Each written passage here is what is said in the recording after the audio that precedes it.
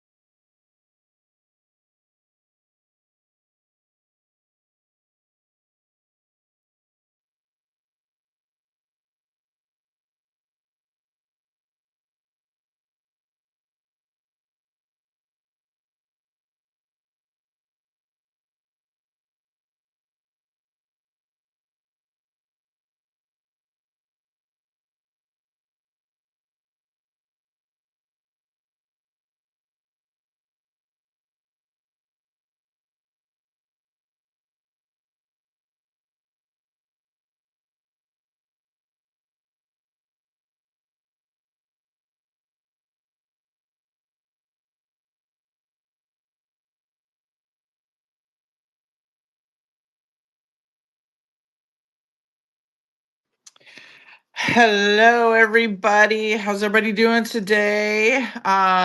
How are you, Rob? I see you're in here. What's going on, my friend? Happy Tuesday. How are you? It's Um, great to be with you. oh my gosh, I feel like it's been forever since you've been here. I'm doing great. I mean, shoot, it's been a while. You know what? It's I agree. It has been a while, but I'm very much looking forward to catching up. And there's uh, there's been a thing or two happening in the last 6 weeks. What do you say? Oh my goodness, I can't even catch up. So, real quickly, everybody, before we get into it, yeah, get some more people to pop in here. For those of you that don't know who I am Jenny. I am the owner and the host of the Revival of America podcast.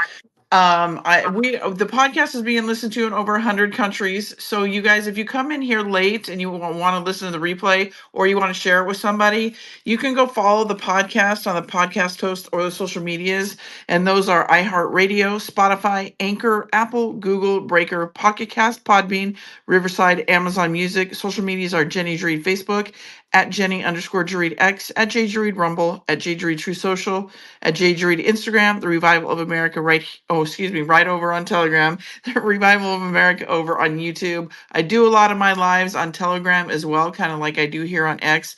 So if you don't catch us here on X, we're over, I do the lives on Telegram as well. And my podcast is a little bit different than everybody else's. It's not about my voice. I created my podcast to be about the guest's voice, their journey, their story, and you, the audience, as well, to be able to come up and have your voice heard, whether you write in a question or you ask a question to myself or the guest. So, because remember, everybody, it's your voices and your stories too that matter and that are going to help shape this new world that we're coming into. So that's what I am about. And also, too, I created this podcast for the kids. I do have another podcast. This is called Little Voices Kids Cast. It's for the kids. That is going to be relaunching here very soon. So keep an eye out for that. But one thing I do want to say to you, you guys here, as I say to all my other audience members that listen, is be careful who you listen to, who you follow, and what you're putting into your mind. We're seeing on a daily basis, everybody, a lot of these fakesters going by the wayside, being called out. And we knew that was going to happen. So just be careful, everybody. I used to say if you have 3 to 5 people that have led you in a good positive direction through the course of your journey here, stick with them. However, we know some of the people, and I'm seeing it myself, some of the people that I've been listening to fallen by the wayside. Not surprised, but not surprised, right? Because we kind of knew this was going to happen. I'm telling my audience, tighten that circle up, everybody. It's not about following every Tom, Dick, and Harry anymore. It's about following the right people, getting the right information, meaning the truth. So I say 1 to 3 people, and if they've gotten you through the course of your journey, then keep following them. And if you just don't know who to follow and you're that confused and don't know who to trust, first and foremost, follow always God above, because you guys, this is God's plan, and He's already won this whole war. But follow Donald Trump, because Donald Trump is really telling us with his movements and with his words. He does speak very cryptic and coded, not so much these days, because he's really kind of telling us without directly telling us. So with that, everybody, we have Rob Cunningham from the Kwul Show in the house today. How much time do you have today, my friend? As much time as you need. Okay, all right, cool. So you good for maybe 90 minutes? Yes, ma'am. All right. Well, let's since we were talking here real briefly, everybody, Rob is a recurring guest on my show through the holidays and everything. It's been a while since he's been on, so it's probably been, before the holidays. So I'm glad he's back. He is very informative in the crypto world as well as the financial world, gold and silver as well. So if you guys aren't familiar with Rob, he's a wealth of knowledge. He brings God into the mix and talks about God as well and how it all ties together. So I highly suggest, if you're not following, give him a follow. And I'm just going to kind of let Rob kind of take us through what he's seeing in his opinion. Well, actually, probably facts, because we're seeing a lot of movement within the markets, whether it be the silver market, the crypto market, and then just the market in general. So this is his lane. So he's going to kind of walk you guys through it. If you guys have questions, feel free to request a mic. We will unmute your mic and you can ask your question to Rob. If you are an agitator, if you're one of those that likes to come in and be a disruptor, I don't deal with that in my spaces. No one will come up here and disrespect myself, my guest, or the listeners in here. So I will remove you right away, because again, we don't have time for that stuff. We're trying to get down to the nuts and the bolts of what really matters, and that's the truth. So with that, without further ado, like SG and on would always say, go ahead, Rob. The floor is yours, my friend. Well, thank you, Jenny. I appreciate that. It's so nice to be back with you. My goodness, there's 575,000 different ways that you could start this conversation. So I'll just, I don't think there's a right one or a wrong one. So we'll just start with, You want to start with the silver? I mean, that's been a big topic, and how that thing has just been, obviously it's been fluctuating, but it rose up pretty quickly. well, yeah, I mean, I think there's so many, symptoms and so many arteries, if you will, that we can talk about, silver being one of them.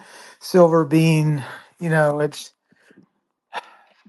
they've had to manipulate the markets in order for the counterfeit currency to be exposed. So the average person, you know, monopolists and tyrants do not like competition. They have to have a monopoly. They have to eliminate competitors to their lie. And the biggest lie is that the Federal Reserve is federal, that there are any reserves, and that the Federal Reserve note is an actual asset, when in fact it's a debt chain.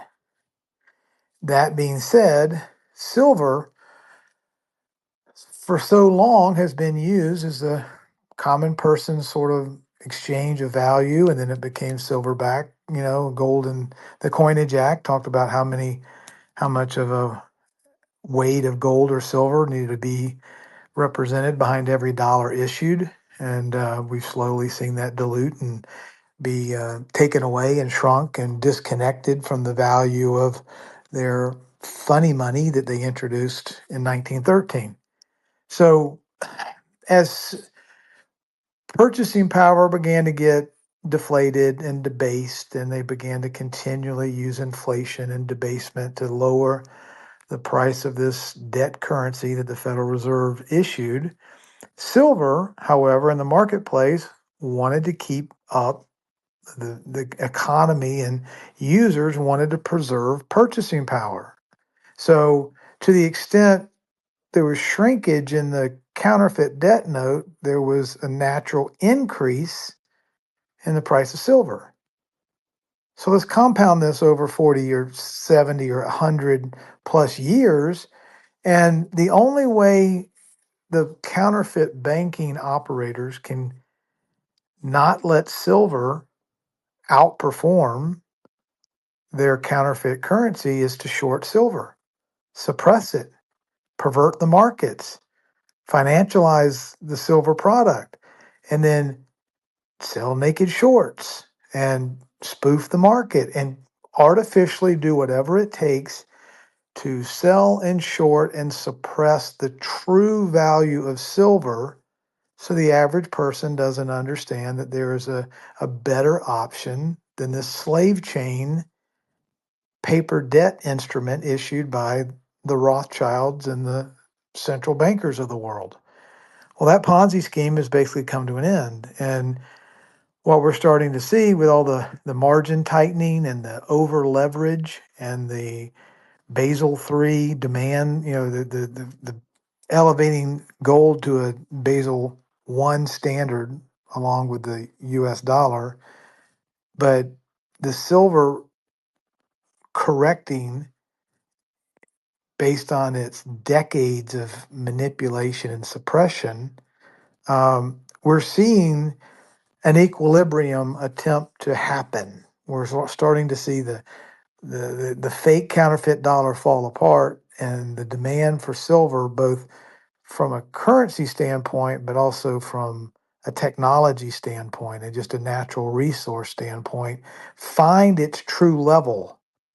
And the more and more and more the banking system is falling apart and can't continue to print money and can't continue to suppress the prices and manipulate the markets, the more and more they're getting exposed. We're seeing violent swings in the price of silver, which is really just a truing up of, the more and more and more the dollar goes towards zero, the fiat Federal Reserve goes to zero, then the more and more and more and more and more people that have an actual ounce of silver are going to demand for something that actually has value instead of something that's just a piece of paper with ink on it.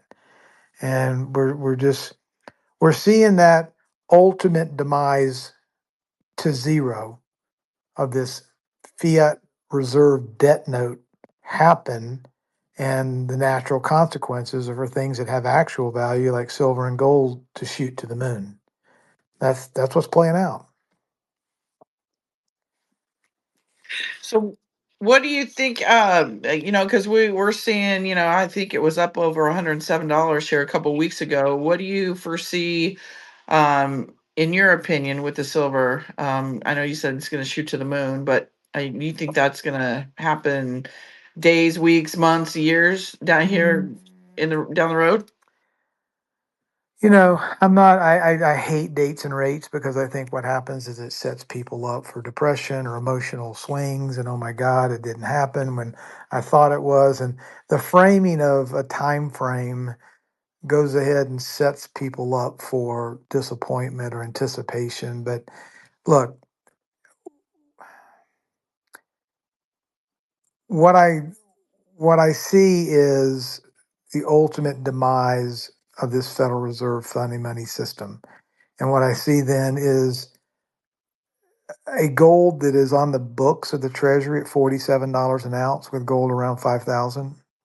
And I see silver that probably ought to be trading somewhere around, I don't know, 500 to $700 an ounce. The speed with which that happens and the market's correct, and the demand for silver, both from an AI, standpoint, from a computer chip standpoint, from a battery and technology standpoint, to solar panels, to all the different uses of silver in the marketplace, not to mention major suppliers like China deciding to just make it illegal for a single bar of silver to leave its country. There's so many pricing pressures and differentials and value equations that it all boils down to nothing can stop what is coming when it deals with the direction of silver. And, if President Trump, with a stroke of a pen, when the time is right, can mark up gold to $20,000 an ounce, and he can, because it's been on the books at $47 an ounce since, I guess, 1971 or earlier. He's totally 100% within his legal and constitutional and executive power rights to change the price of gold on the books, which expands the Treasury's balance sheet, which takes pressure off of all things financial and gives room for lower interest rates, higher growth rates, and a stronger balance sheet. President Trump is completely within his lawful rights to do that when the time is correct. The bigger context here is, we are the purported crypto capital of the world, AI capital of the world too, I might add. But the crypto capital of the world, we're 25% and growing of the GDP of the world is represented by the American economy, even though we're 3 or 4% of the world's population. We're 25% of the GDP of the world. And you can't be the crypto capital of the world with 25% of the world's GDP and the fastest growth rate in the world without any laws in place. So we have to have the Clarity Act signed so that it gives actual lawful rules to the road for board members to make decisions, regulators to regulate, money to move. When we're talking 2.5 or $3 quadrillion of money to move out of the old SWIFT system and the correspondent banking system and the fiat money, push a keyboard button and generate $1 trillion in new currency. All of this transition from the old to the new can't really begin until the starter's pistol, known as the Clarity Act, is signed into law. So therein lies the rub with all the folks in the world that have been compromised, that have been blackmailed, that have sold out, that have been bought and paid for through hook or by crook, election fraud, election engineering, you name it. These folks are being twisted, they're being leveraged, all the stops are being made for people. As Julian Assange said with WikiLeaks, when all is said and done, 98% of Washington, D.C. will be found to be corrupt because corruption is the currency of the swamp. So if we see there being foot dragging and 100% of the Democrats or however many don't want to vote for the Clarity Act, guess who's calling their chips due and telling them you will not vote for passage of a competitive monetary system that takes away our monopoly. That is the game that's being played. The narratives and the excuses that we're hearing in the media and on social media and crypto Twitter. They've got every story and song and dance in the world to tell you about, who's being more moral and who's being more righteous and who's standing on the side of the little guy. And all of this is diversion.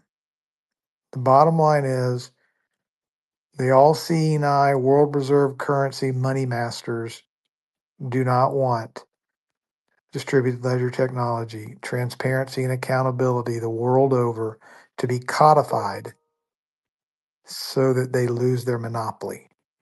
That's the game.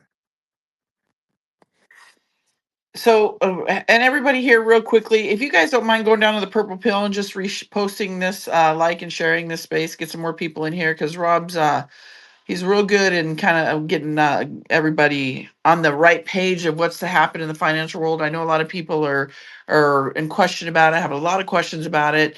And also know Rob and I are we're not financial advisors. We're not trying to, these are our opinions, right? We're not trying to tell you what to do and again, he's right. Dates are always an epic fail.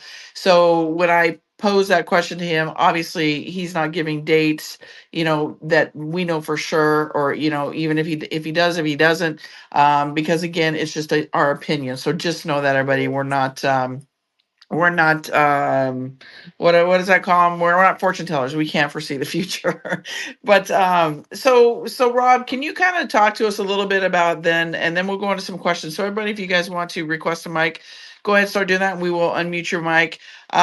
Talk about the Federal Reserve and the collapse, and kind of tell people your opinion. What you focus on a lot when you talk to your audience, when this stuff comes up. We see the RS. What is it? The RS. That new, what is it? RLUSD. Yeah, that one, the new note that we're going to be seeing, that's going to replace the fiat, and just kind of talk, a lot about that world. We know that, I tell my audience all the time that 90%, our government's going to be 10% of what it is now because of what you just said. It's so corrupt, right? And how all these, all the money ties to the corruption and everything. And then, too, I believe it ties a lot to Bitcoin, a lot of this trafficking, a lot of the nefarious stuff that we see ties a lot into the crypto world when it comes to Bitcoin. So maybe if you want to talk a little bit about those things, then we can cruise into some questions. Yeah, sure. One thing I love to mention is I think one of the most epic documentaries in this space of money and the Federal Reserve and the new era of cryptocurrency, digital assets, distributed ledger technology, the whole brand new monetary system is going to be laid bare and explained like it's never been done before, on February the 17th. I'm sorry, it's February 19th. The global premiere of Money Disrupted, the movie by Fruition Productions, will become available, and I'll look that up and put it up in the jumbotron so people can take a look at it. But I truly believe in 100 years from now, people will reference this movie. They will reference it. Will answer the who, how, what, when, and why the world went from the Declaration of Independence, to 1776, to our Constitution, to having a treasury, to then being hijacked by a Federal Reserve, to Donald Trump coming down the escalator, and everything that happened in between. It will be a classic book in monetary study, geopolitics, NGOs, money changers, history, spirituality, biblical truths. Literally, you know, we we all talk about in referential terms, George Washington 250 years ago. In 250 years from now, we'll be looking back talking about what's happening in 2026 and what has happened over the last 10 years, and how we had to fight the redcoats, the Crown Corporation, the BIS, and the central bankers from the Admiralty law world of the EU a second time, or a third, or a fourth, whichever one you want to call it. But the Federal Reserve is going to be explained explicitly in this movie. Again, Fruition Productions is the production company. I was so fortunate to get to meet G. Edward Griffin in the producing of this movie. I was able to arrange a day at his home with the film producer Christopher Dodge, and Maya, his wife. So we went out and spent an entire day um, at his home, shooting, filming, having lunch, laughing, just getting to know each other, spending an entire day in a home he's lived in since 1962. He's been married to his wife for 71 years, and we were just blessed to spend an entire day with him. But in addition to him being the anchor researcher and man that introduced the creature from Jekyll Island, which is, the beast system known as the Federal Reserve. Robert Kiyosaki, Lynette Zhang, Andy Schectman, the CEO of Uphold, uh, Ron Paul, Gary Cardone, uh, just a tremendous cast. I mean, Coach JV, Jake Claver, Linda P. Jones. There's just so many people that are going to be helping Chris narrate this story of what is the Federal Reserve, what is money, how do we get to $38 trillion of debt, how did they pull the con off, how are we getting rid of this system, and how are we straightening the money changer tables right side up in 2026. So I I'm sure that your audience is very well heeled and very up to speed that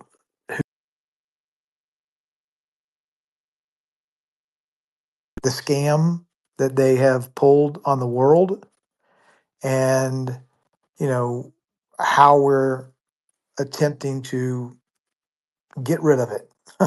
Right. I'm happy to take questions about it, but I don't want to bore your audience with their 75th rendition of what is the Federal Reserve. Is that okay? Yeah, no, that's fine.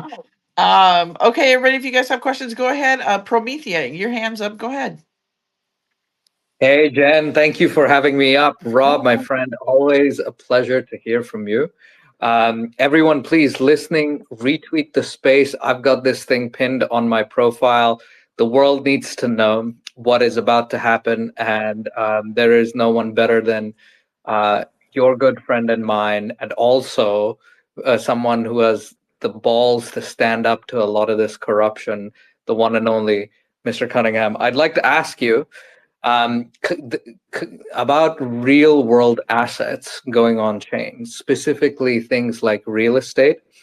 And also, another question was the debt. There's been prophetic words from Kim Clement and others, and we know he's an accurate prophet. He prophesied Trump coming to power in 2007 and many other things that have happened since the MAGA movement, impeachment, all that stuff. He talks about death to debt, right? That there's going to be a death to debt. And I did a calculation, Rob. 37 trillion, it looks really big. But if XRP goes to 1,000, not even 10,000 per XRP, there's multiple words talking about a $10,000 XRP someday. If you have $10 billion in XRP in your crypto reserve and that increases by 1,000, isn't that like 10 trillion? What if you have like 40 billion or something like that, right? That becomes 40 trillion, and then you have a $3 trillion surplus. So anyway, would love to hear your thoughts, my friend. Great to see you as always, and great thoughts so far. Prometheus, it's always good to hear your voice, brother. And thank you for that question. It's first of all, let's start with an obvious statement. The Federal Reserve banking system that issues debt cannot have its debt paid off by debt.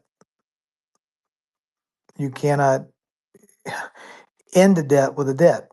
If they're printing a Federal Reserve debt note, which is an IOU, and we give them back their IOU, it doesn't cancel the debt. They've already spent the money.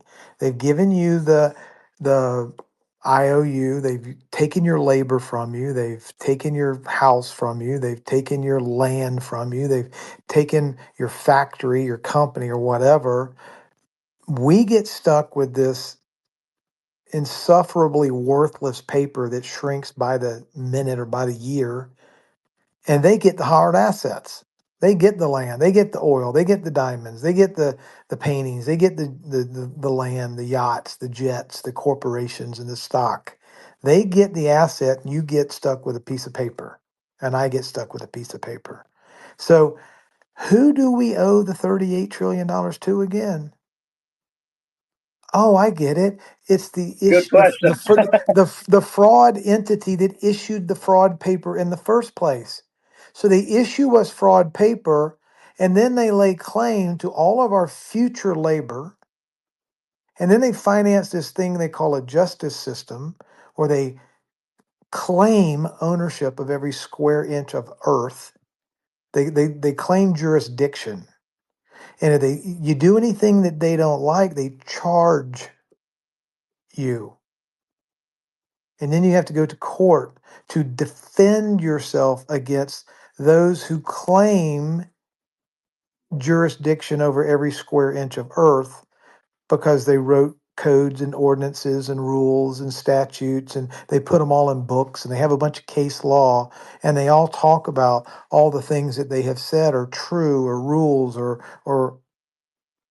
and so what they have is a system where they perpetually print debt, which steals our future labor, and they globally declare jurisdiction over every square inch of the earth and everything that we can and can't do through regulation and rule and fiat statute and you name it. So they regulate our present liberties and they enslave our future labor through the audacity of printing counterfeit money and usurping God's law with maritime law.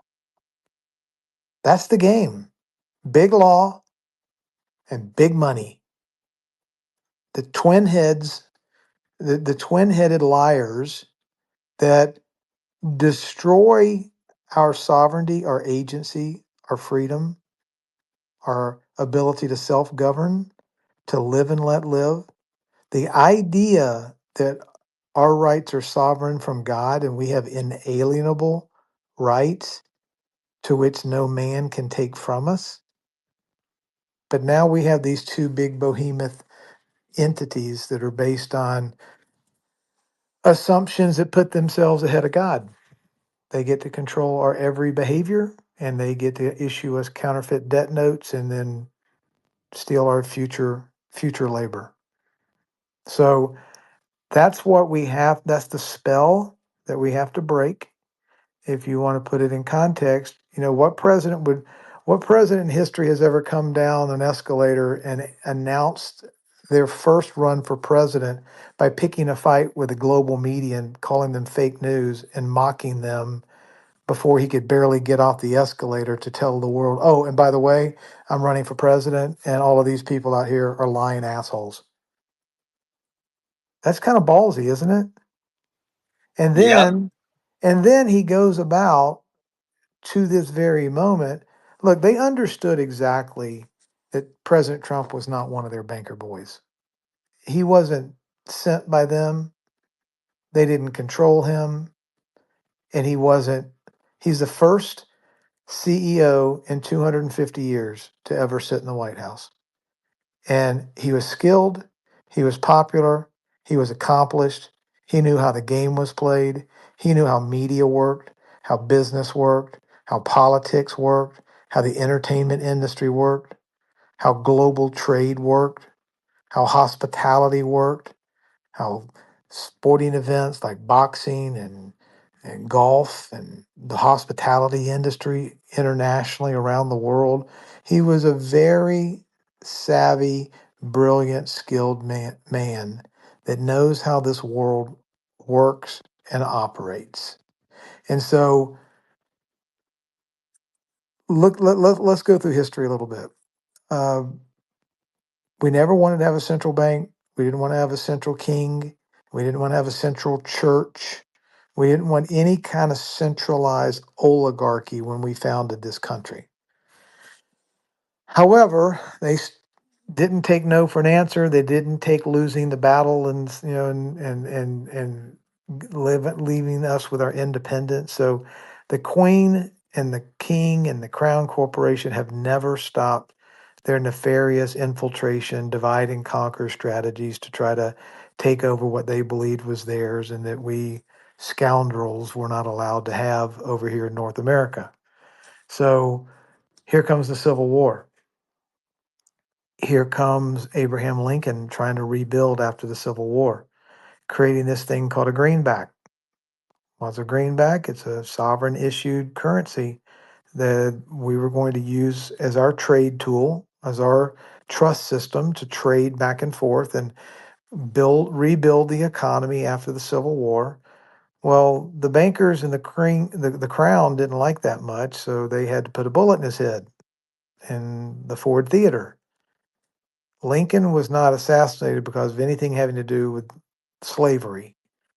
He was assassinated for introducing the greenback. John F. Kennedy was assassinated for introducing the silverback dollar in Executive Order 1110.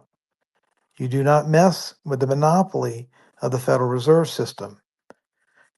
Gaddafi was murdered for messing with the world reserve currency, and Saddam Hussein was murdered for messing with trying to create an independent currency or rebuffing the desires of the BIS and the central banking Rothschilds because they wanted to have sound money and trade oil and gold and not be beholden to the Federal Reserve World Reserve Currency debt note.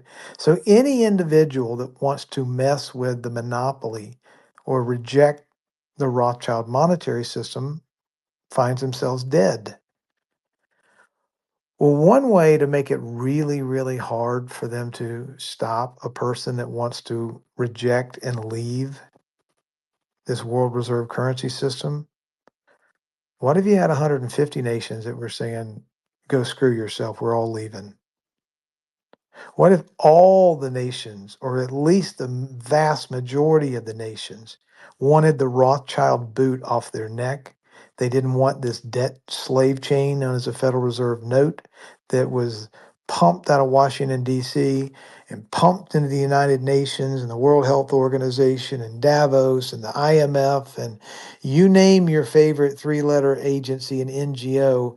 It went to the CIA, who then sent it to 55,000 NGOs who then fund things like news outlets and Reuters and you name it. And then, look, unaccountable, transparent, fraudulent money printing going through this system in order to control the world. And the world got sick and tired of it. So now, if Trump were in fact working with a group of aligned forces who no longer wanted to be under the boot of demonic slave derelicts, interoperating with a counterfeit construct known as fractional reserve lending and usury interest and an unbacked fiat piece of paper, and everybody had had enough and they wanted out. What are they going to do now? Go kill 150 presidents? They're going to go into 175 nations and assassinate all of them? It's one thing to take out one president at a time. It's something completely different to go take out 150. So let's look at the Abraham Accords. Let's look at the peace accord. Let's look at the wars that have been ended.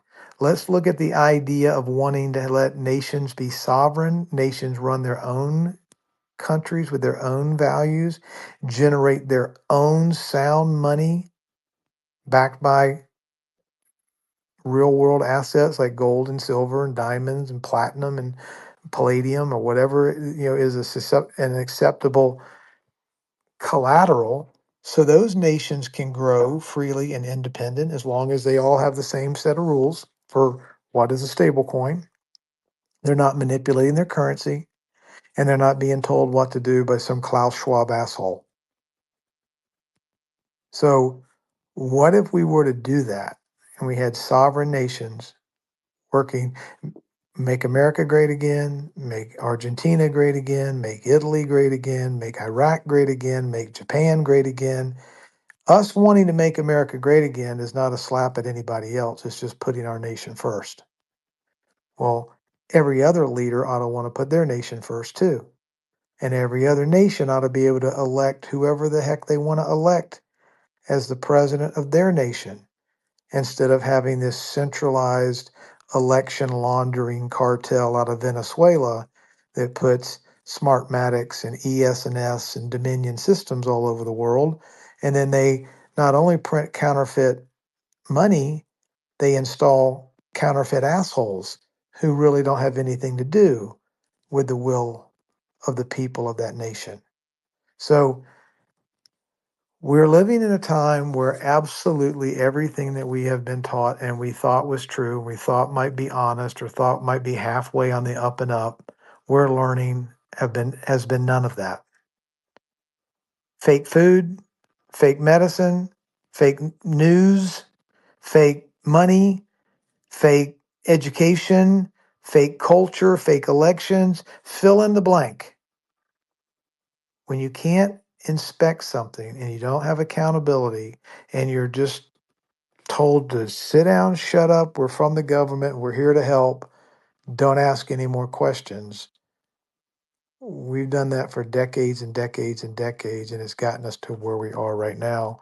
And we have a man with the ability and the skills and the tenacity and the global support to blow the whistle and end the fraud. And that's really what we're going through. Thank you, Rob. Amen. Where did that answer your questions, Promethi? Yeah, very much so. Very thorough answer there. Can I comment briefly on it? Of course. Yeah. So, Rob, yeah, absolutely, man. Like, first of all, you can't. I loved how you started off the answer, which was that you can't pay a debt off with debt, with artificially created money that wasn't real to begin with. And so it's been a Ponzi scheme from the beginning. And it's not an accident that you had the military around the Treasury and the Congress buildings and everything else in 2021.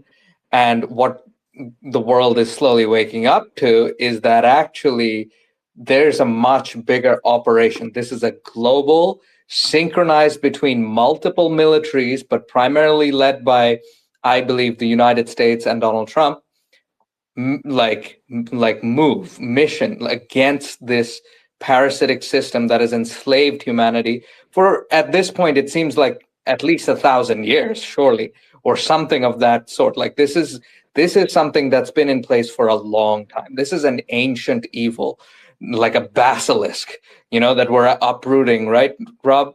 And the venom that they've used is this toxic monetary system. And so leveraging blockchain, leveraging transparency and, precious metals and creating sound money, getting people back onto voting for their own leaders, like common sense stuff. Okay. Like none of this is like supremely revolutionary. It's extremely evolutionary for us and against, the system that these parasites have been using to essentially siphon away our lifeblood. Literally, look at what they've been doing to our kids with all this Epstein stuff that's been coming out, right? Even with everything that's coming out, the normies are still like, what happened in the Super Bowl? Anyway, just like, can we have a national moment, a international moment where we're recognizing, hang on, we're ruled over by satanic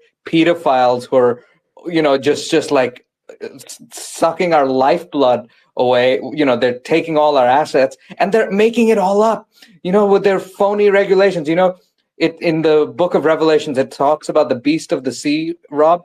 How much of that is, maritime law? I believe so much of that is the beast of the sea. Please go ahead. No, keep going, please.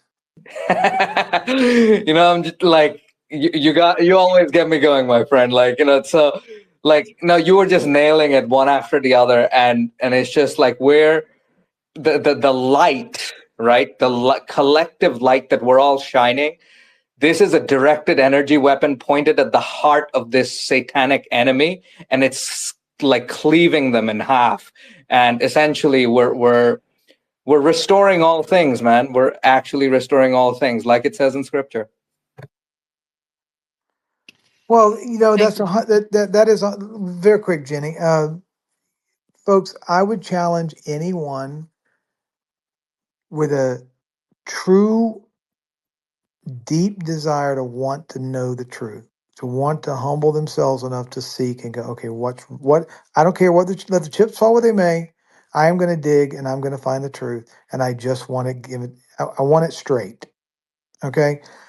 If you were to look at the laws and the principles in the law book, the scriptures, and treated the laws as immutable, indestructible, and indivisible and true, and you were to think of, let's assume that Jesus was the highest level quantum physicist instructor at Harvard or MIT today, and every word out of his mouth then could be every bit as scientifically, qualitatively, and quantitatively proven to be true by today's standards.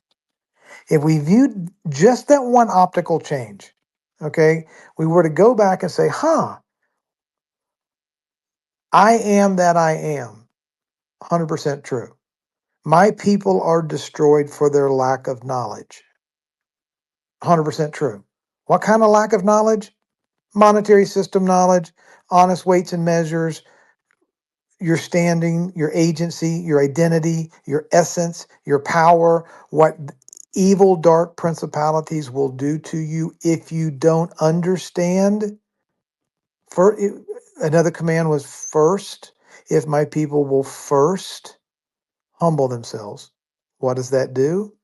It means we don't ingest bull crap. We don't listen to whatever somebody else tells you. We don't just recirculate narratives. We don't just naively say, okay, well, it must be true. It's the priest said it. You know, my next door neighbor said it. My uncle said it. Today it was on CNN. It was on Fox News. It must be true. I read it in a textbook.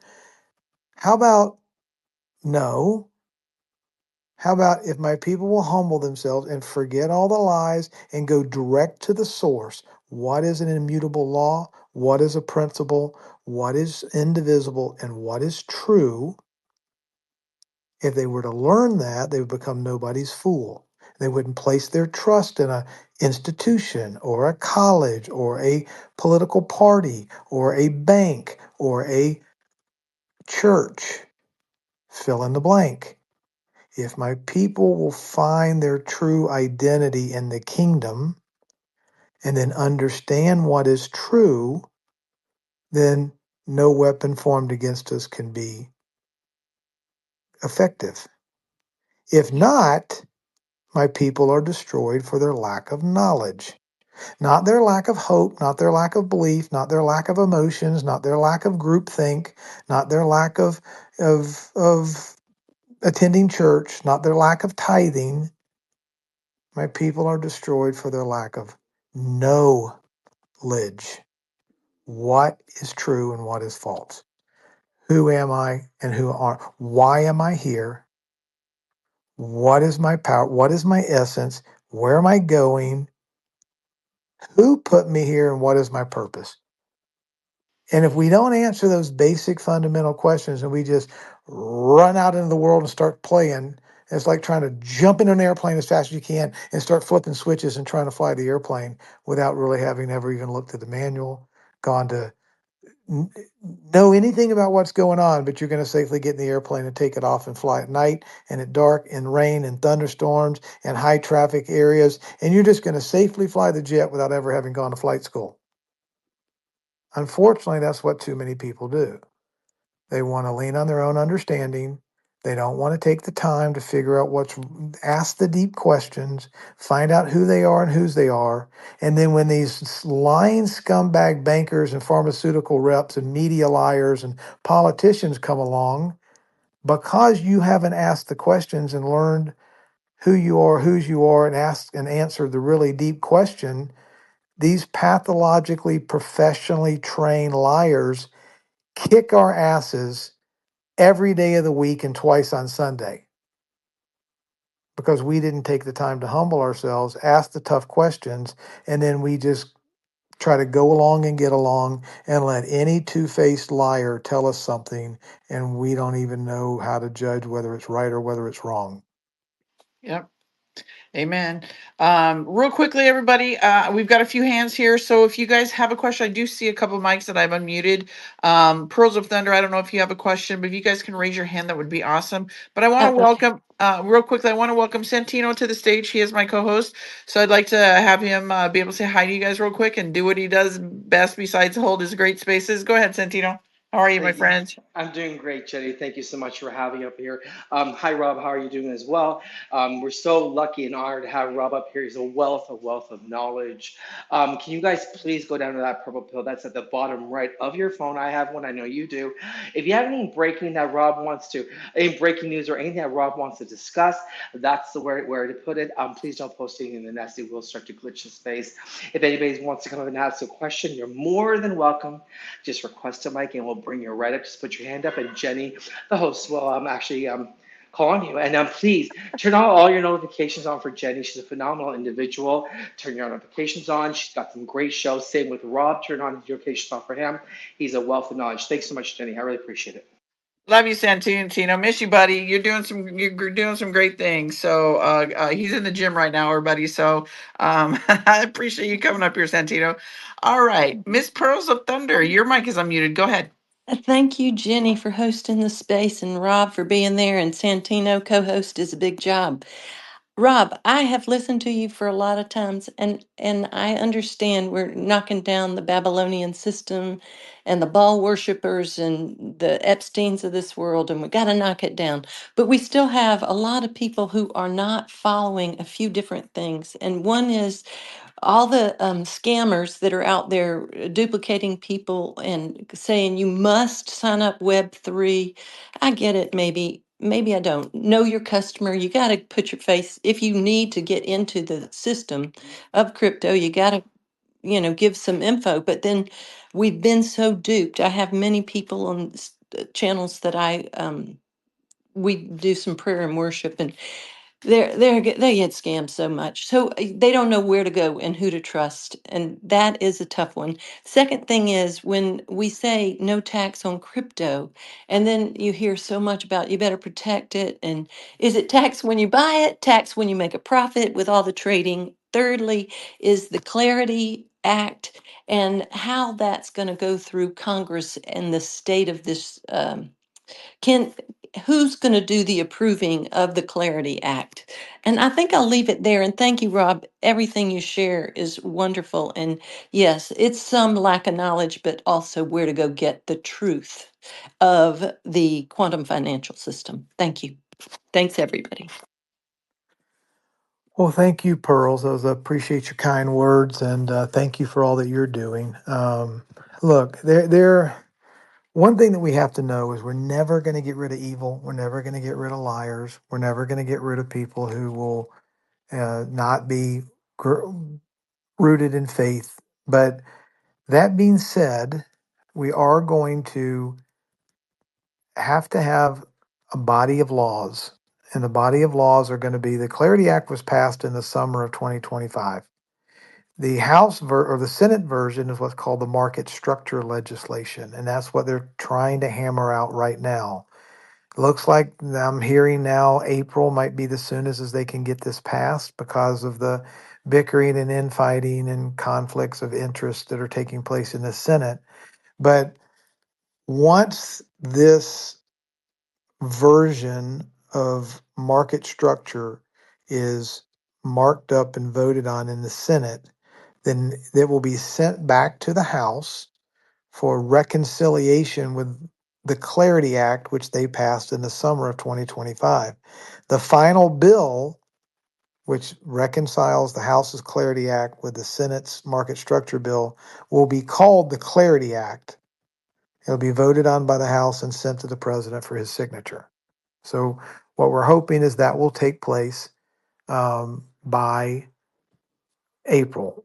Now, in the interim, the shysters, the liars, the money market manipulators, the short sellers, those that are putting in fake order books and thin order books and manipulating markets and using bot trading to whip this market all over the place and cause a lack of liquidity, B, a grotesque lack of understanding among the general public see the ability to go out and put a law on the books to I'll bet you there's 200 Rob Cunninghams on Telegram, and I don't have an account on Telegram.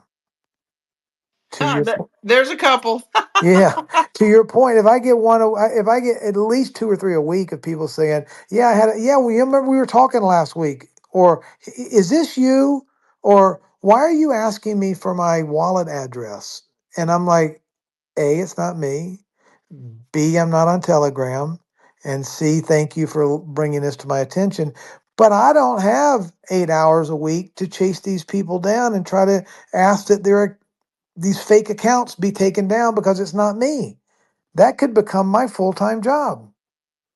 So it's a valid question. What do we do? How do we get rid of these scammers? What's the law going to be once we get laws passed?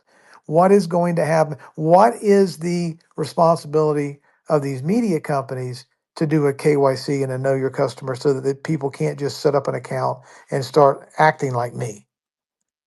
Because they're not doing it for anybody's benefit but their own, and they're lying.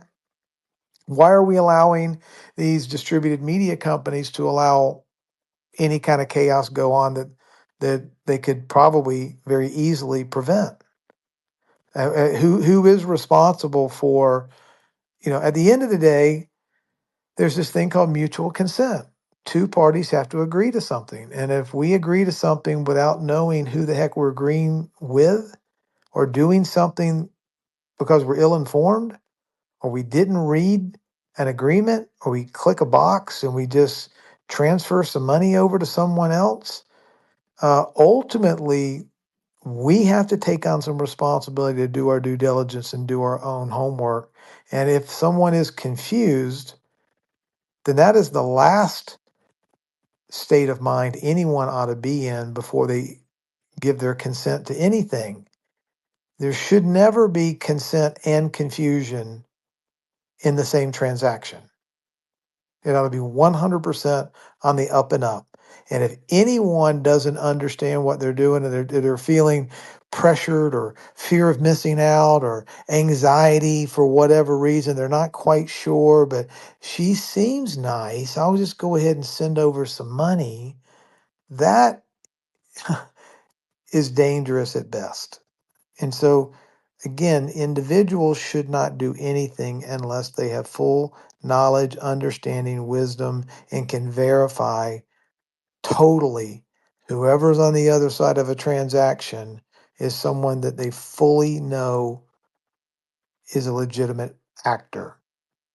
And and real quickly to Rob's point, and I say to my audience all the time, everybody, and I'll say here, is know that myself, and Rob's telling you right now, myself or any of my people on my team or anything, we will not randomly reach out to you and ask you if you're ready for any kind of scare event, your finances, any crypto, any type of money stuff. No, that is not us. So if you get something like that, that's a red flag right away. Block them, report them, let us know. Like DM me, DM Rob, like Rob said, he's been getting those DMs. Then that way we know, okay, yeah, well, we know it's already happening, but just know that we will not randomly ask you guys, reach out to you, ask you guys if you about finances or anything like that. We just won't do that. We just don't have time for that, and that's just not who we are. So just know that, guys. Go ahead, Rob. Sorry.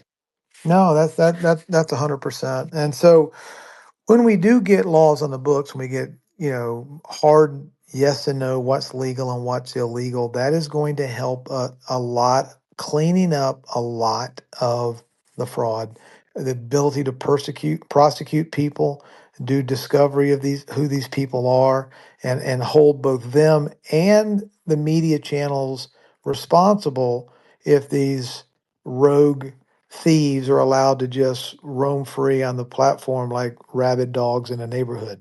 Okay. They're going to have to come up with some leash laws, and they're going to have to be responsible for not letting dogs just run up and down and, eat people and bite people and, kill their cats. There's got to be some level of decency and responsibility.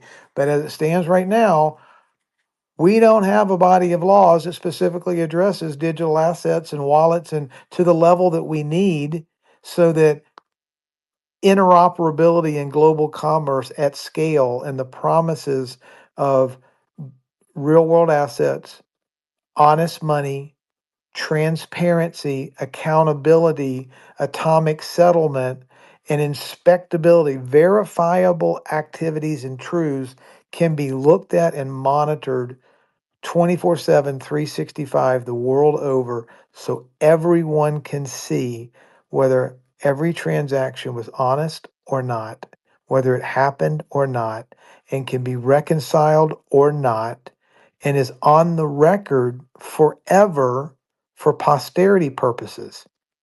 That it, all of those things that I just said do not exist in the reality of the world that we've been living in.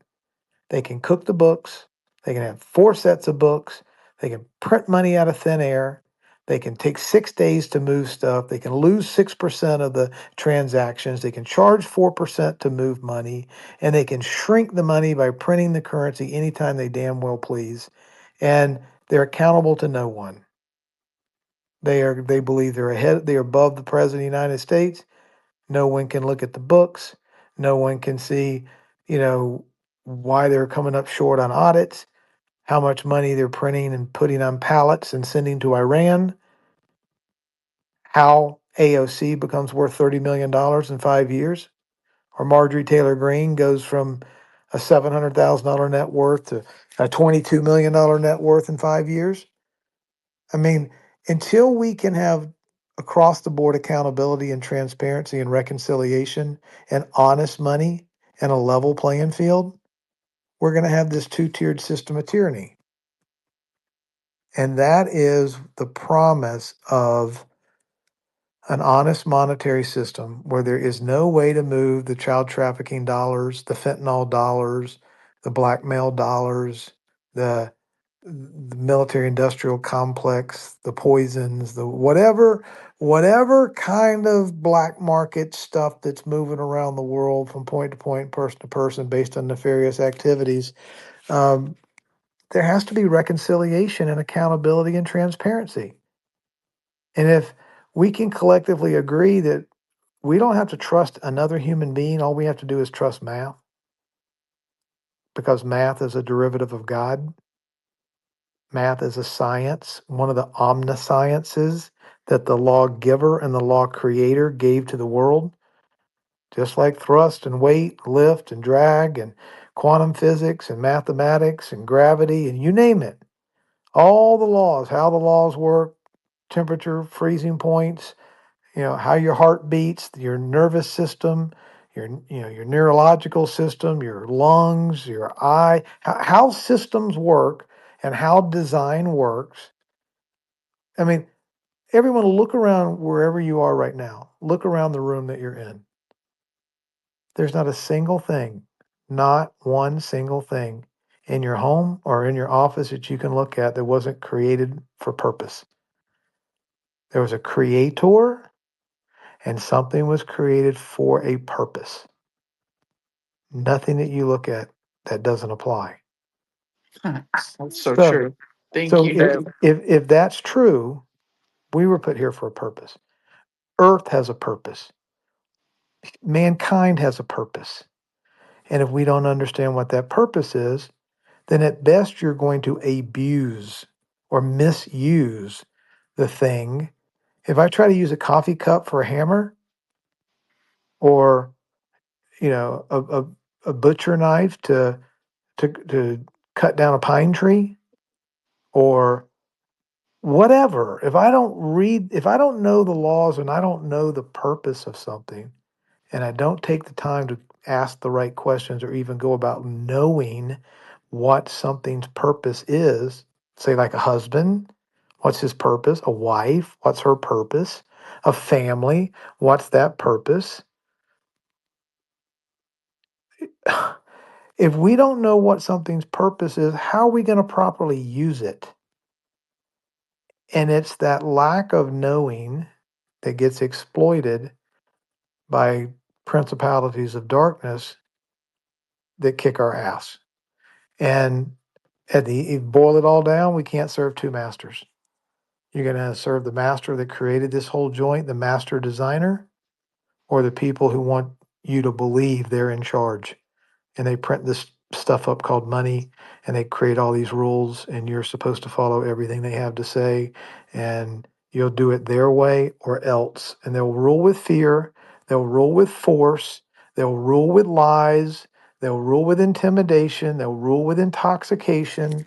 They'll get us to want to keep up with the Joneses and chase after the bank account and buy the beach house and get popular and do all the things that they tell us are the things that are our purpose for walking this earth. This space was downloaded via spacesdown.com. Visit to download your spaces today.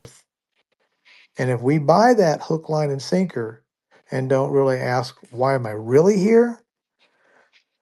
Then we're going to end up serving the wrong master. We're going to be distracted by the tools of that other master, and we're going to get our asses kicked. Amen. It'll be our fault, right? We're not doing At, at asking the the right at, questions. Yep. at the end of the day, it's a free will. We all have free will. We have the free will to be stupid, lazy, inquisitive, curious, humble, arrogant, informed, uh, asleep, uh, go with the flow, ask the right questions, follow Jesus, mock Jesus, believe in God, discount God. The greatest power on human earth is willpower. I will or I won't. Thank you, Rob.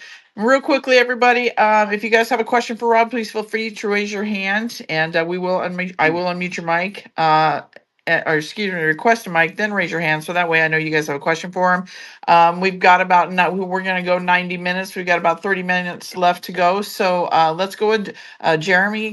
Go ahead. Your mic is unmuted. Okay, Rob, this is just a question on. So looking at the population, there is not a lot, and I know in a space on the internet and all those kind of things, there is a great deal of people that would not understand something different than a paper currency. So, and I understand the crypto, and I I know it pretty well. The concept though of not having some kind of paper note is kind of throwing me off, because I think, wouldn't you have to do like the greenback, like the silver certificate, something like that in in that world, because there's people that don't even have computers still, like, that are out there, and to do it as a nation, I would think, you know people aren't Well, going to let's just take that on as easily as like, let's say me and you figure out the stuff, right? But let's examine a little bit about your question. Okay, the presumption and the assumption of your question is that there won't be any currency. There won't be any physical money. Whoever said that was the truth. nobody, but you'd have to run a Okay. parallel, but you'd Okay. have to run some kind of Well, okay. So they can't explain Zelle and Apple Cash and, sending Venmo and ACH and wire transfers today. So what my point is that we have about 3% of the world's money is physical sure. currency, Yep. coinage and paper, and it's going to be about 3% in the new world. When the new issued currencies get issued by all the different nations, in the United States, it's going to stay about 3% Okay. because people are going to like to have foldable money. The rest of the electronic assets, the electronic ACHs and SWIFT systems and DLT systems and wallet to wallet transfers Yeah. at quantum computing, that technological look, we're going from basically the Ford assembly plant to the Tesla assembly plant. Right. I Okay, I agree with that. Yep. we're going to have currencies too. We're going to have foldable money. We're going to be able to go. Rosie Rios, who was a treasurer for the 8 years in the United States of America under Obama, studied not only not only was she the treasurer, she was in charge of the engraving and design of the new currency commission. She left the Treasury to go to work for Ripple. She's on the board of Ripple, and she also happens to be the chairman of America 250, Okay. Okay. The celebration of America, its history, its roots, what makes it great, its constitution, its accomplishments, its culture, and everything great about America. She's a part of the engraving and design of new currency, and she was the treasurer for 8 years. And her signature is on about $2 trillion of money floating around the world. Cool. So being on the board of Ripple, being on the board of working with Trump, who Trump believes that America 250 is by far the single most important thing that happens this entire year. It ain't the World Cup and it ain't the Olympics. Right. And it ain't even the is not even the one day on the 4th of July. It's the entire year of America 250 celebration. Cool. And so now you've got a Ripple executive and board member in charge of America 250 with Ripple and XRP working with the Treasury and working with the RLUSD and creating the railing systems around the world to help there be an honest monetary system instead of a dishonest Rothschild system. Cool. I got one other question for you, and Sure. forgive me because about the thing you said about the the Clarity Act and all those things. The hardest part for me is knowing that there is a bunch of criminals that got fake elected in our Congress as we speak. That is a hard pill for me to swallow, just because we know it was rigged for a lot of times and we haven't done. It's petrifying me that we're not going to have the midterm situation. Somehow we got Trump in, maybe because the military said not to, found all the little places that they were cheating and like said slow your roll, whatever it was. But it's hard for me to grasp that they would pass anything in a positive light towards towards our future when you know but so that's the toughest part. Do you think that's gonna I hope that comes first and then maybe that kind of situation, and then I will stop. Thank you. Yeah. Hey, that Jeremy, that's a great question. If you get a chance, I put a video up in the Jumbotron of what happens when.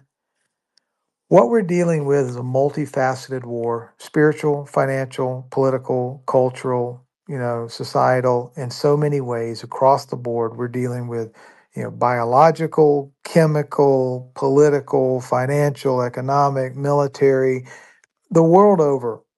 We're dealing with a unprecedented level of warfare. So we're also dealing with patience. We're also dealing with exposure.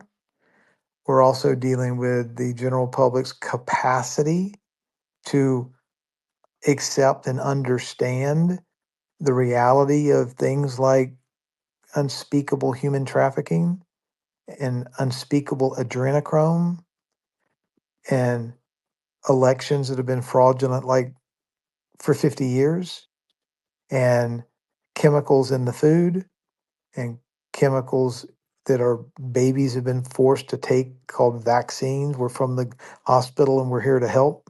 We're from the government and we're here to help. We're from the academic world and we're here to help. We're from Hollywood and we're here to help.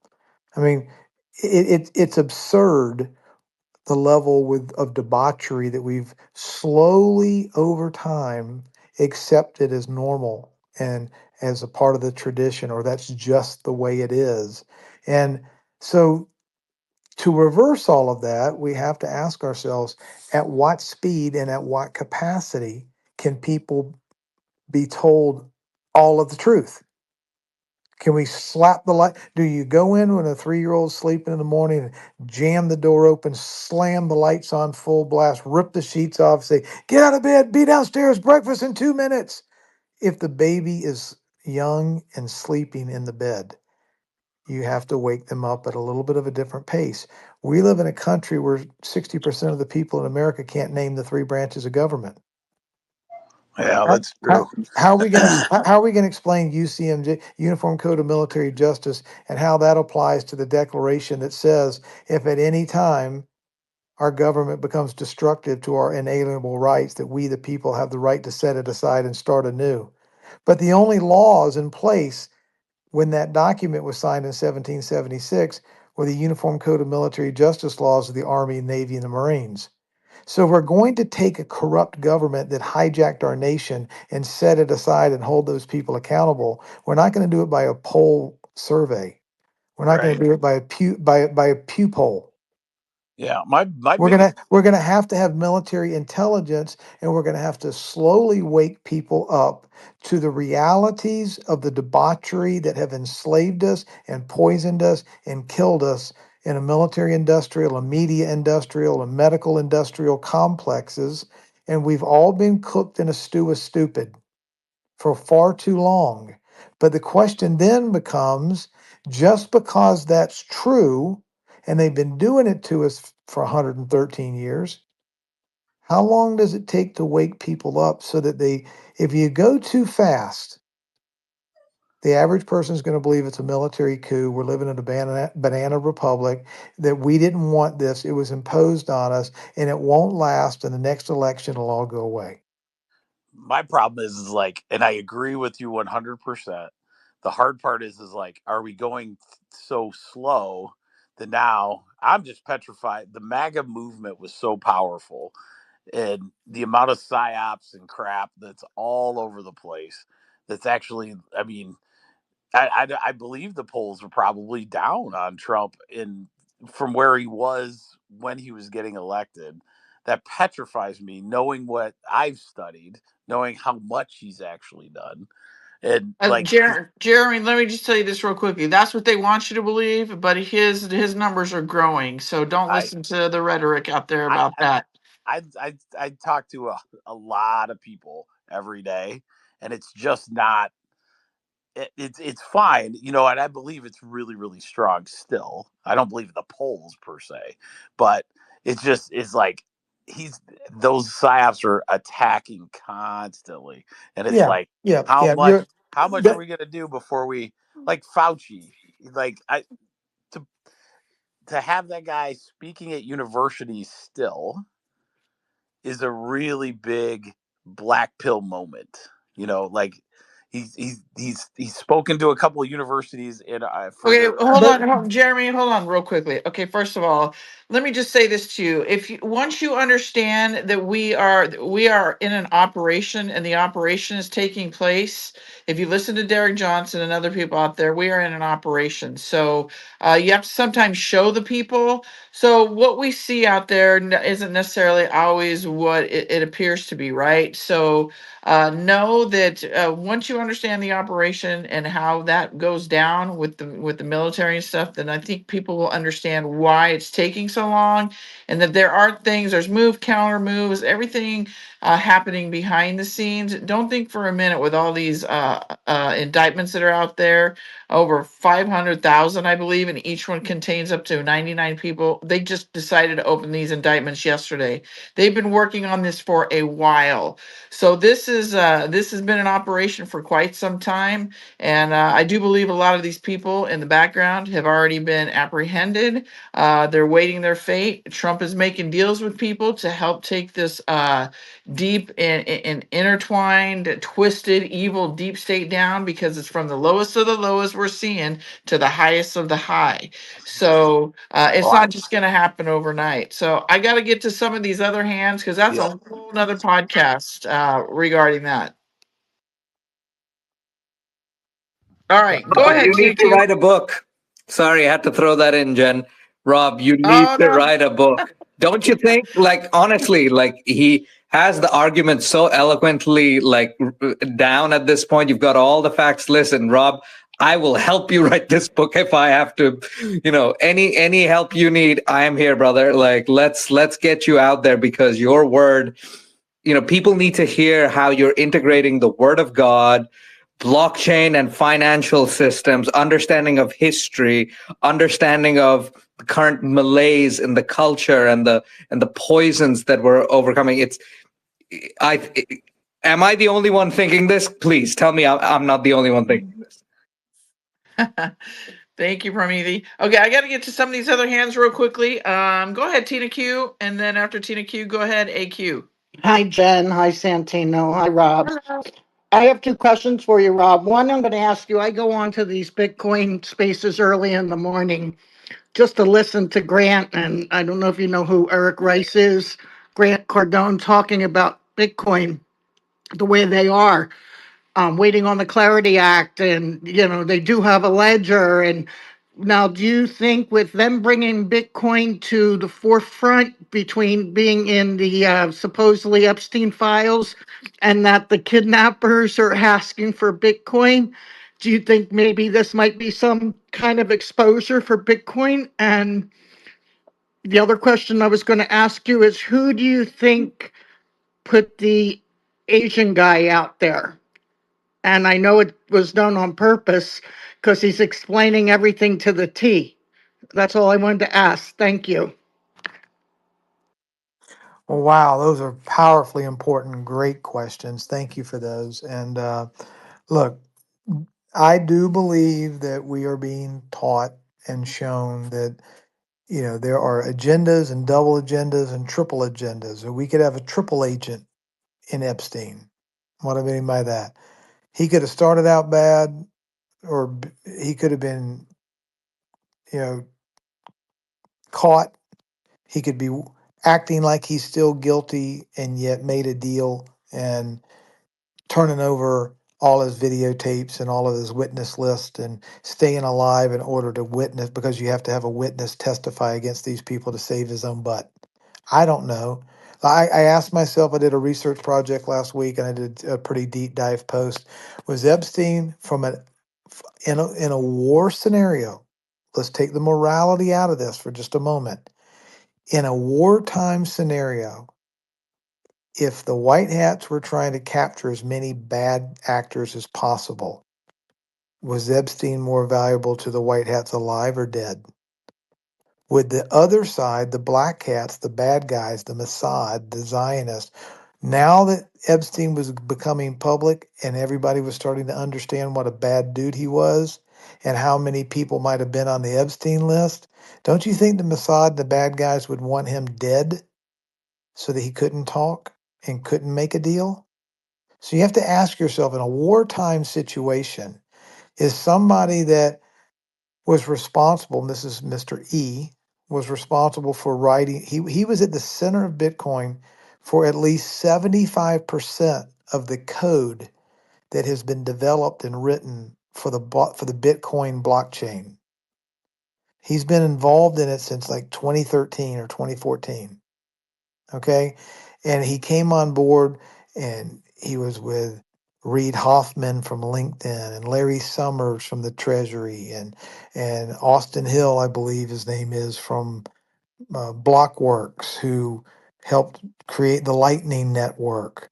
But in essence, 75% of the code that has been developed on Bitcoin has happened since the Island Man was in charge of fundraising, networking, and governance on the Bitcoin project.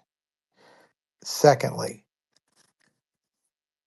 could it be theoretical that the Bitcoin token itself has so many people involved in it, so many people owning it, naive? Maybe they were greedy. Maybe they were honest, didn't have any idea the extent to which it was a psyop, that the bad guys invented it and bad guys used it. Because every media station and every network news station in the world and all the Wall Street journals and everybody conflated the idea crypto equals Bitcoin. If you said the word, even today, if you go, are you interested in crypto? People will go, oh, I don't do Bitcoin. Well, there's 35,000 projects out there. You didn't say Bitcoin, you just said crypto, but people have been, like Pavlov's dog, been trained to think synonymous. Bitcoin equals the whole crypto market. Okay, so how would you then potentially let people that thought there was value in it trade it on a different network? Let's say you wrapped Bitcoin and you let it trade on the XRP ledger, and people that own Bitcoin could still own it and trade it back and forth if that's what they wanted to do.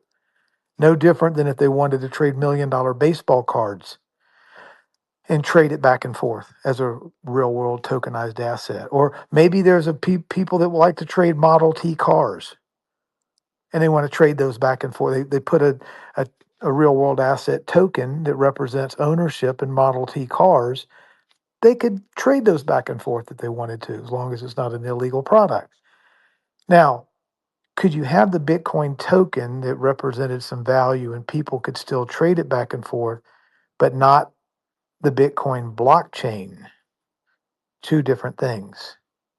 Okay. That might be a solution to help the innocent people that got involved in the project not get wiped out. But the Bitcoin blockchain will never be a payments rail. It will never be scalable.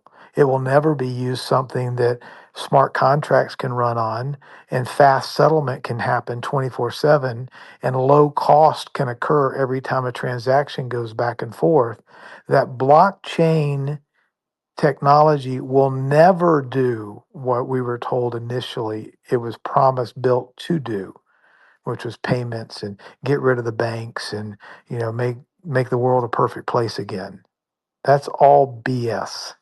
The question is going to be, the Trumps have put their name on Bitcoin projects and they use the term Bitcoin, but we have to separate Bitcoin, the token, from Bitcoin, the blockchain. That's the issue that we're going to have to, people much smarter than me are going to have to work out. They're going to have to figure this out. How can we potentially take a bad situation, minimize the damage, get rid of the bad, and then let people that are adults decide if they want to trade baseball cards or Model Ts or Bitcoin tokens, let them do it as long as it doesn't hurt anyone.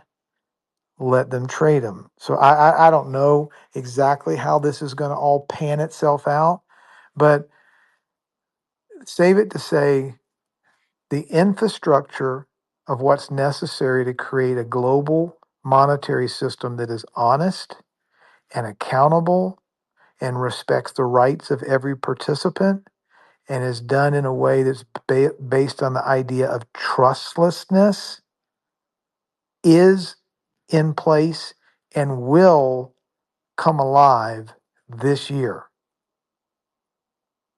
The role that Bitcoin and the Epstein boys and the media's endorsement of this Satoshi Nakamoto system that just came out of nowhere, its role in all of this is going to be de minimis.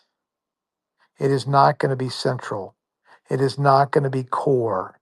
It's going to be a tiny little piece of the overall railing and the decentralized ledger technology, the interoperability of cross-border flows and payments, what's going to be written into bipartisan, or not bipartisan, but bicameral mutual trade agreements between two parties that want to create trade deals, and they're going to mandate that the currency stays stable and that the money is honest, and that if you screw around with your exchange rates or you screw around with your sound money standards, then contracts can be voided. And there's going to have to be inspectability on both sides to make certain that if two entities or two nations create some kind of trade deal, and then all of a sudden one nation starts perverting its monetary system and making its currency worth 20% less than it was when the contract was signed, then the contract can be voided.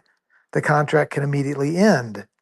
And how do you do that? You do it through technologies like Space Force and satellites and mutual consent agreements. And everyone has to be transparent enough so that there can be inspectability that the parties that went into multi-trillion-dollar international trade deals, who's going to keep who honest?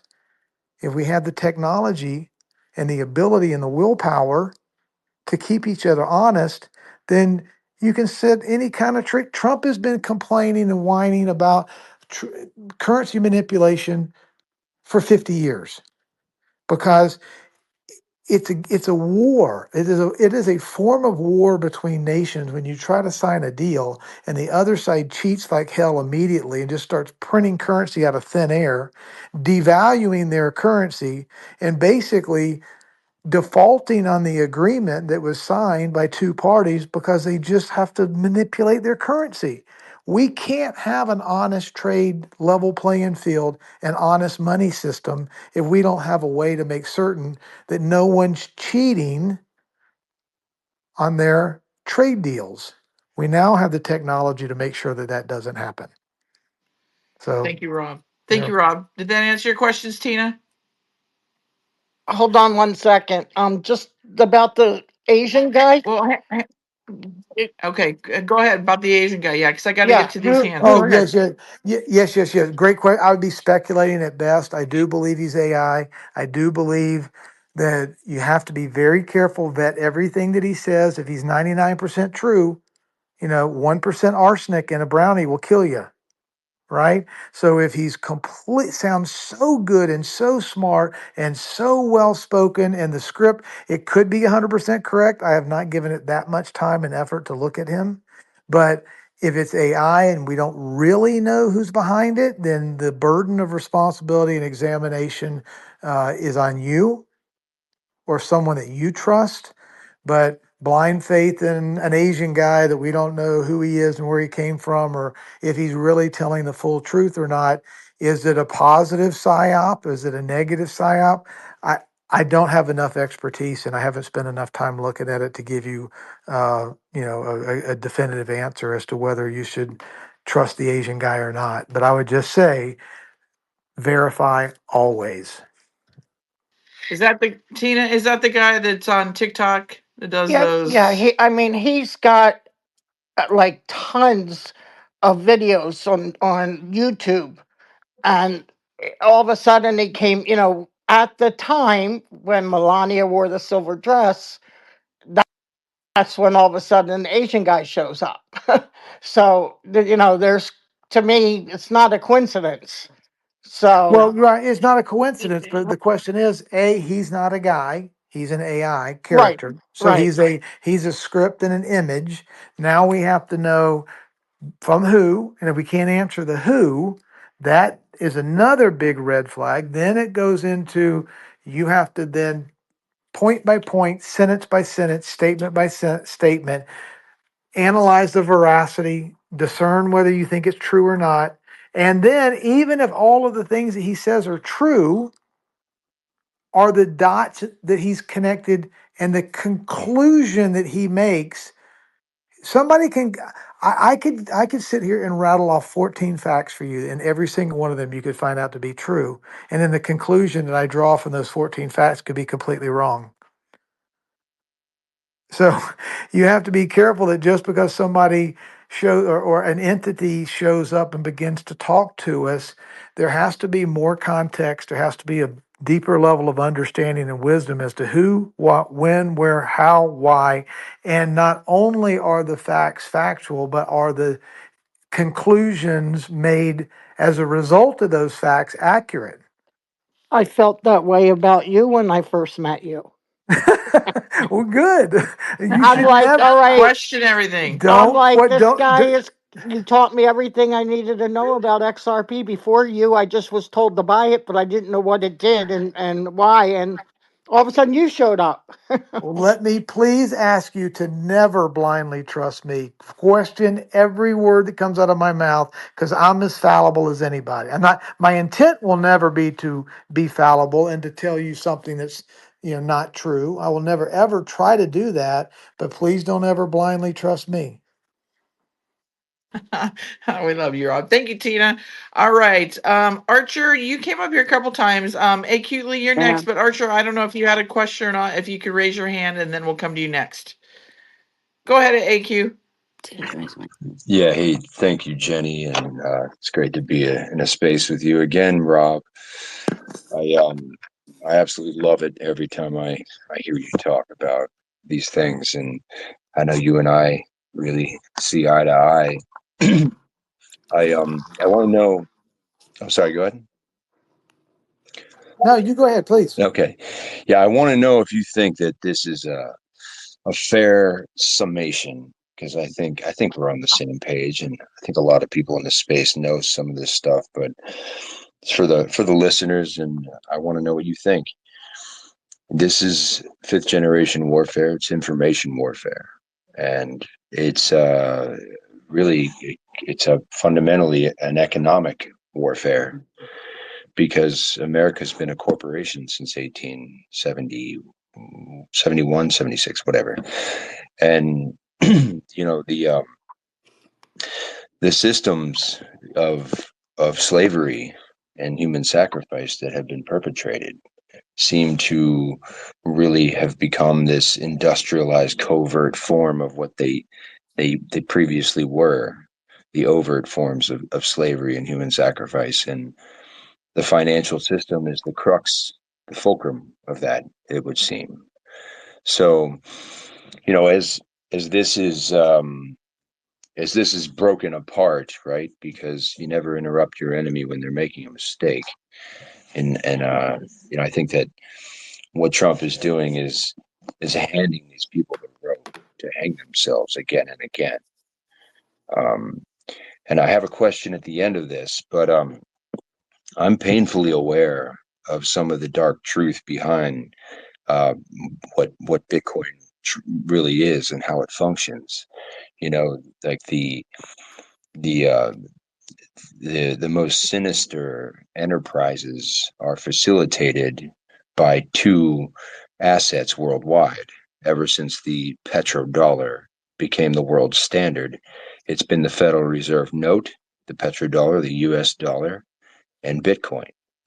And mostly Bitcoin, especially for the more nefarious enterprises. So I will honestly say that I knew people that played around with the dark net throughout the 20 teens, and I'm painfully aware from personal experience. I know what it is used for, and it's dark stuff. I mean, me and my friends were just using it to acquire quality cannabis and psychedelics, but I am firsthand 100%. I can verify that there were far more evil things that were being facilitated with the use of Bitcoin.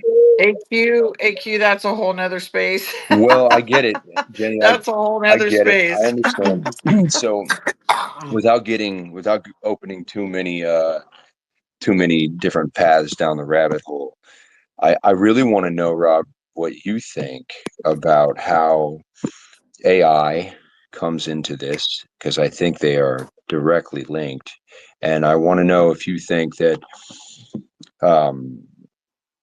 well, I mean, I guess AI and, Operation Looking Glass, and how that comes to, I guess, to overlap the operation that is going on, the information warfare and the takeover that I think is well underway. And I want to know what you think about that, Rob. Yeah, that's a great question. And look, let me, as quickly as I can, surmise. Again, AI is a tool. It's not a good tool or a bad tool. It's a creative tool. Okay, it can be used for good, for surveillance, for calculation. AI combined with quantum computing and trillions of calculations per second can speed up all sorts of things like compliance. It can outrun lies. It can outrun deception. It can outrun fraud. It can, the old saying it used to say a lie can get halfway around the world before truth got its pants on. Well, now with AI, we can kill lies before they get out of the gate or as they get out of the gate. We can shoot them at full speed. That being said, a tool is not good nor is it bad. Okay. What it can do is provide clarity. It can provide, if people understand how to use it, you can use AI that monitors other AIs. You can have sovereign governance where you have, let's say you have AI bots that are doing A, B, and C, and you have 7 bots that are making sure that those bots only do A, B, and C. And when you have AI bots in the hand of 4 billion people monitoring the results of AI, it's either true or false. People are going to be able to find out if there's transparency, whether something is being used positively or negatively, honestly or deceptively. That being said, anything that's misunderstood or used improperly can become dangerous. Cars are great. Beer's great. Drink beer and drive a car, you're going to kill yourself, right? Guns are great. You can go hunting. You can do sport fishing. If you get mad and you use it incorrectly, you can kill somebody. You're going to prison or you're going to get put to death, right? So at the end of the day, I mean, let's look back at it is amazing that quantum computing and AI is happening the way it is. It's showing the omnipotence and the omniscience and the infinite creativity of the person that created us to think, to design computers, to design electronics, to design the physics, to design the ability to process light and knowledge and images and ones and zeros and transmit data at the speed of light. It is, to me, the existence of AI is nothing but an endorsement that there is a God, because man didn't create AI.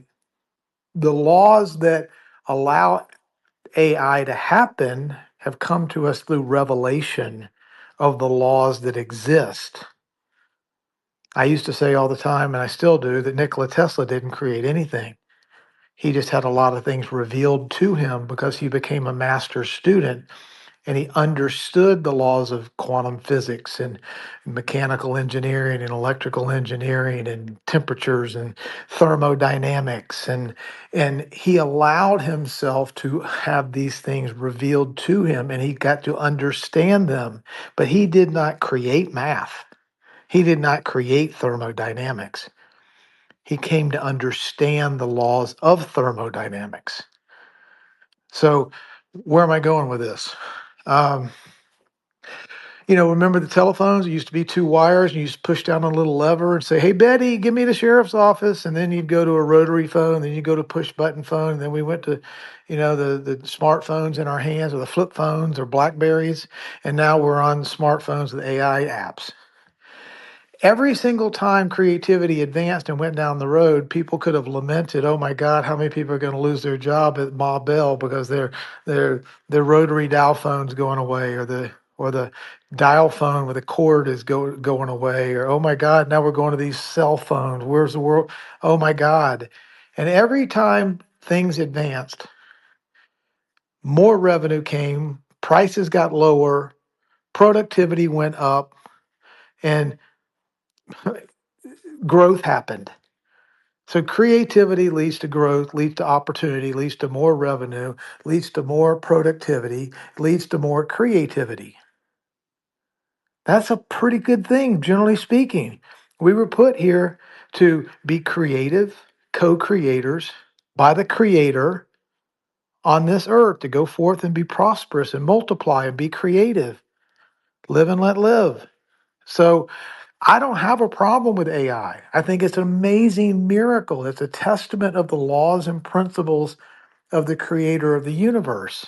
But if people stay stupid and they stay ignorant and they stay arrogant and they don't know what the hell they're doing, and all they're doing is fast forwarding stuff at the speed of light without taking the time to understand anything, then they're hurting themselves and hurting others by just basically spreading information that they haven't even had a clue whether it's true, false, or good or bad or anything.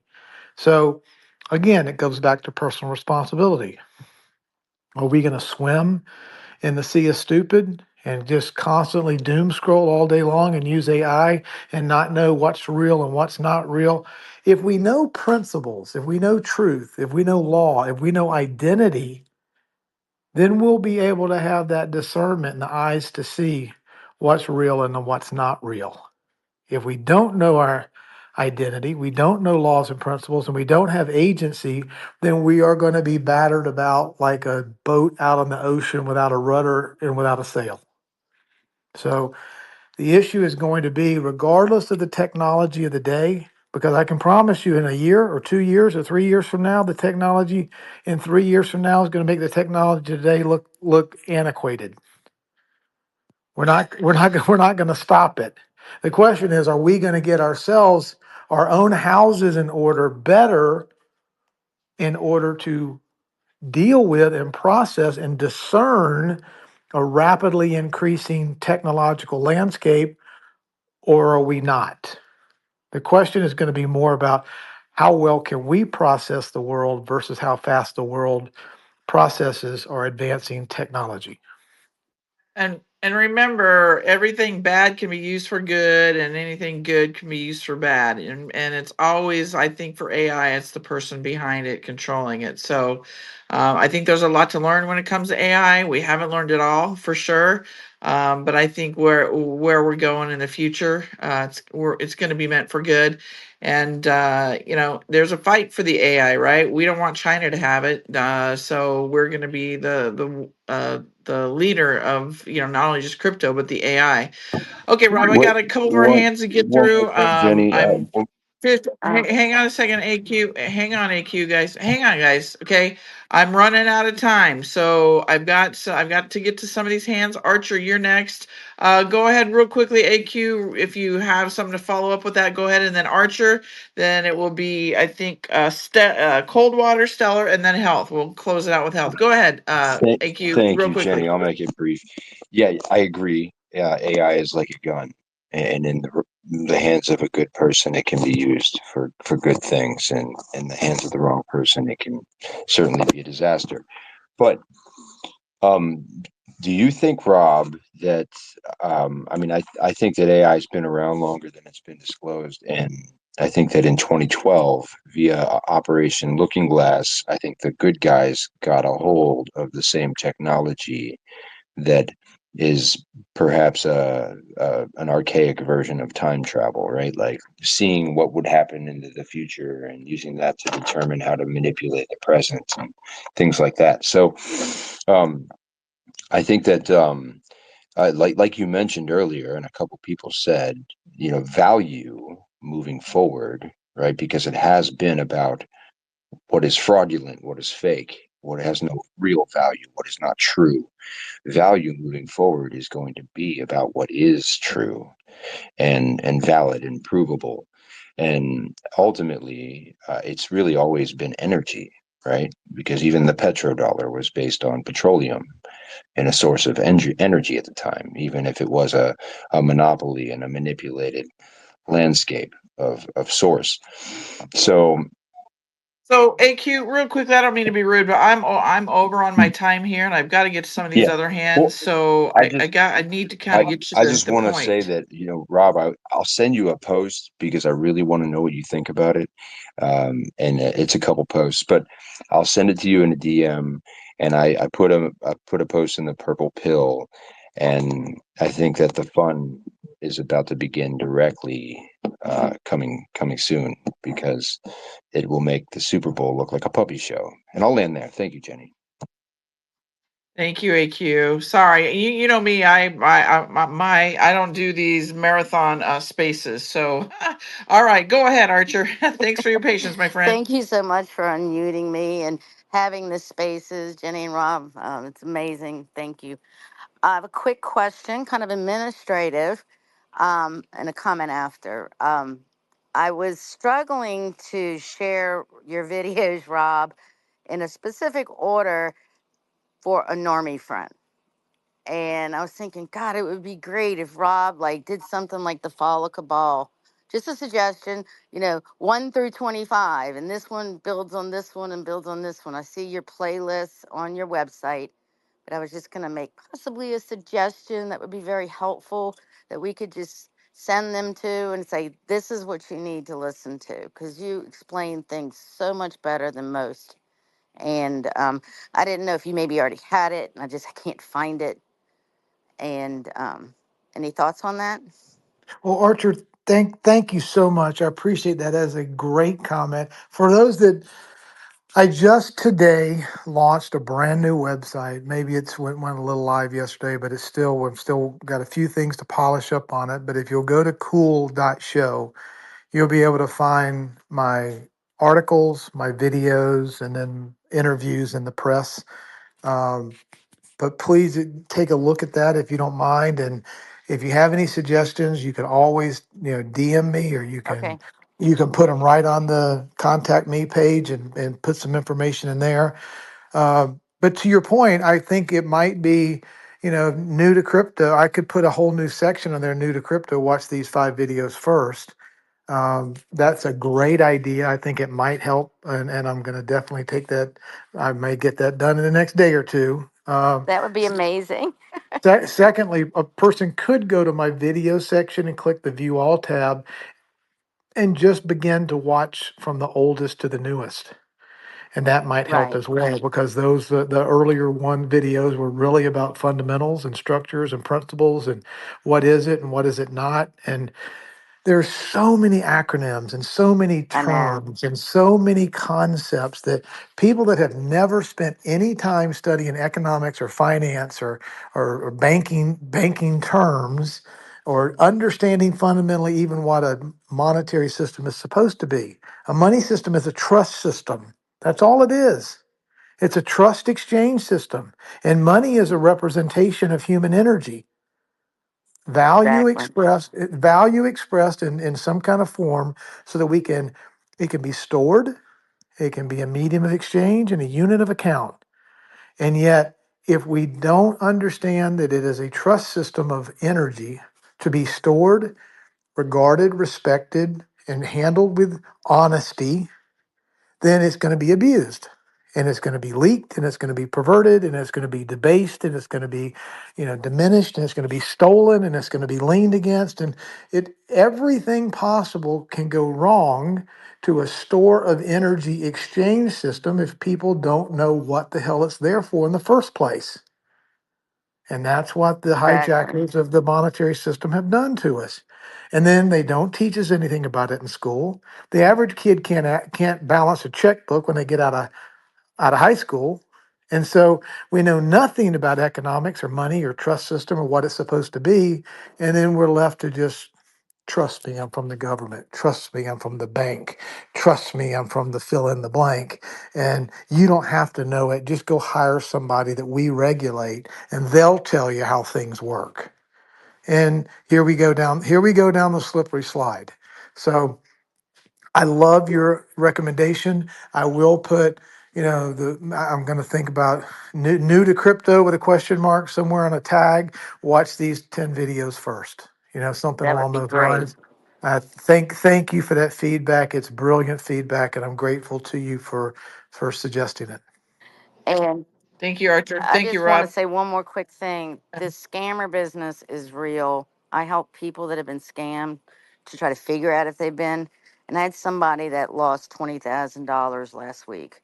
She thought she was talking to Yeah. Derek Johnson and just handed over her Yeah. money. So So it's real. So So with these scammers, real quickly, everybody, and I tell my audience all the time, they're getting more creative. Okay, so no, Derek Johnson, any of us, we will not randomly reach out to you. We are too busy for that. So we say it all the time. I know I say it all the time that not to fall for it. So please, if you fall for it and you're not listening to us telling you that that's not us, then it kind of falls back on you. So I'm going to say, everybody, you need to be careful, because I have heard some wild stories as exactly. well from some of my audience members that they have been taken for their livelihoods, and they're very, very sad stories. So please, everybody, be careful.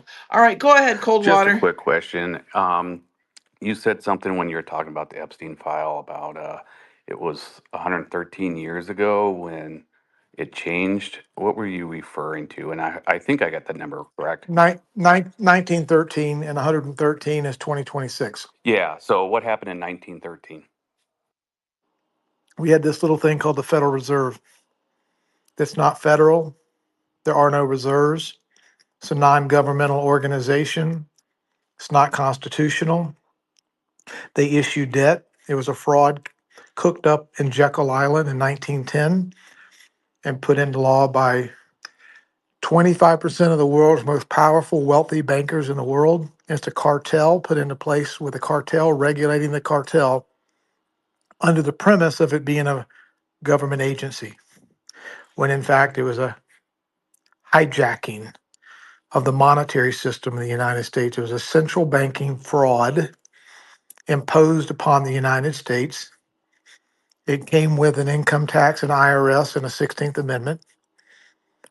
It was not based on mutual consent. It was based on on deception, lies, misinformation, lack of understanding. And we've been dealing with this non-governmental organization known as the Federal Reserve, a banking cartel since 1913, and that's who we owe $38 trillion to. Thank you for the answer. Thank you, Rob.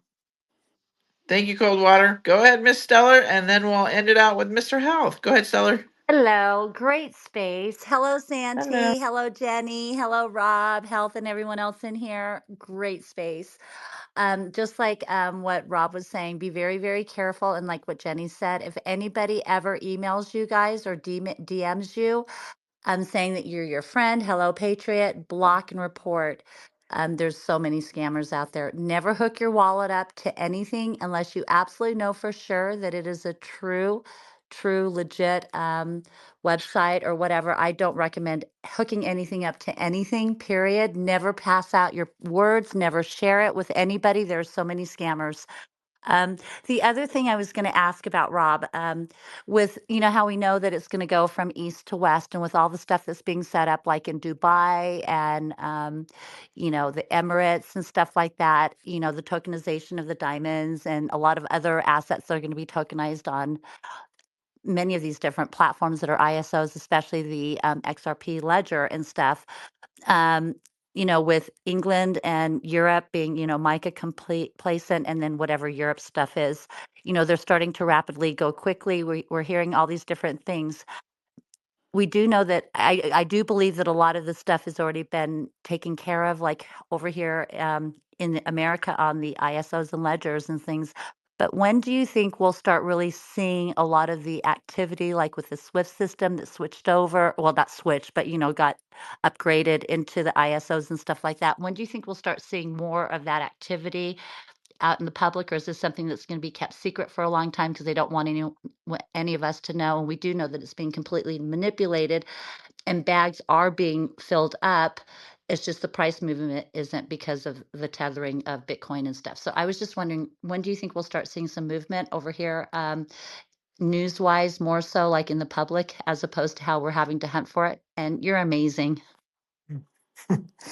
Well, thank you. That's kind words to hear. I appreciate that so much. Look, this is a disclosure, and there are people, you could tell them every single detail, and they would yawn and go back and watch Netflix and watch the football game, and they wouldn't know. So people have to have a heart to want to know. They have to have the effort to put the desire to put the work in and understand it. They have got to have put this is not just a trade like buying, Apple stock, or Amazon stock or Google stock. This is a deep knowing of what does it look like when entire infrastructure, global infrastructure is replaced. There is nothing that compares to this moment in history ever for us to study. This is like the TCP IP protocol, the internet being able to be purchased and bought so that people can own a piece of that infrastructure of which data around the world moves. The TCP IP was public protocol, it was never ownable.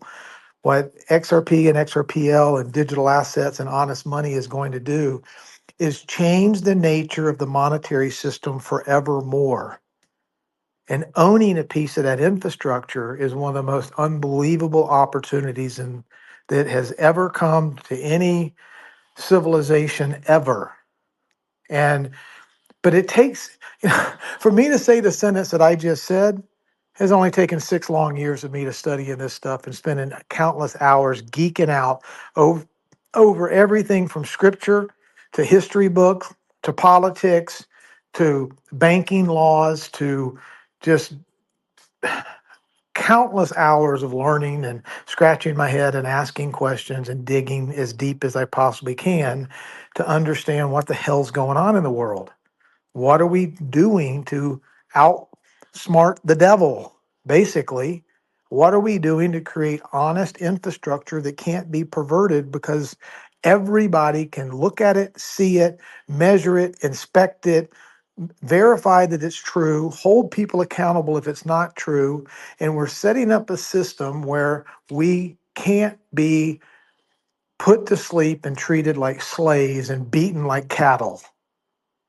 That is, I can't bang the table hard enough for people that if they really want to know what's going on in this world and how it's being fundamentally changed and how God is using people like President Trump and others the world over to proverbially flip the money changer tables over, not just in one temple, but around the world, and exposing the fraudsters who are screwing people and giving people 10 cents on the dollar every time there's an exchange of value and hoarding it for themselves and acting like they're gods when all they are jackals and thieves.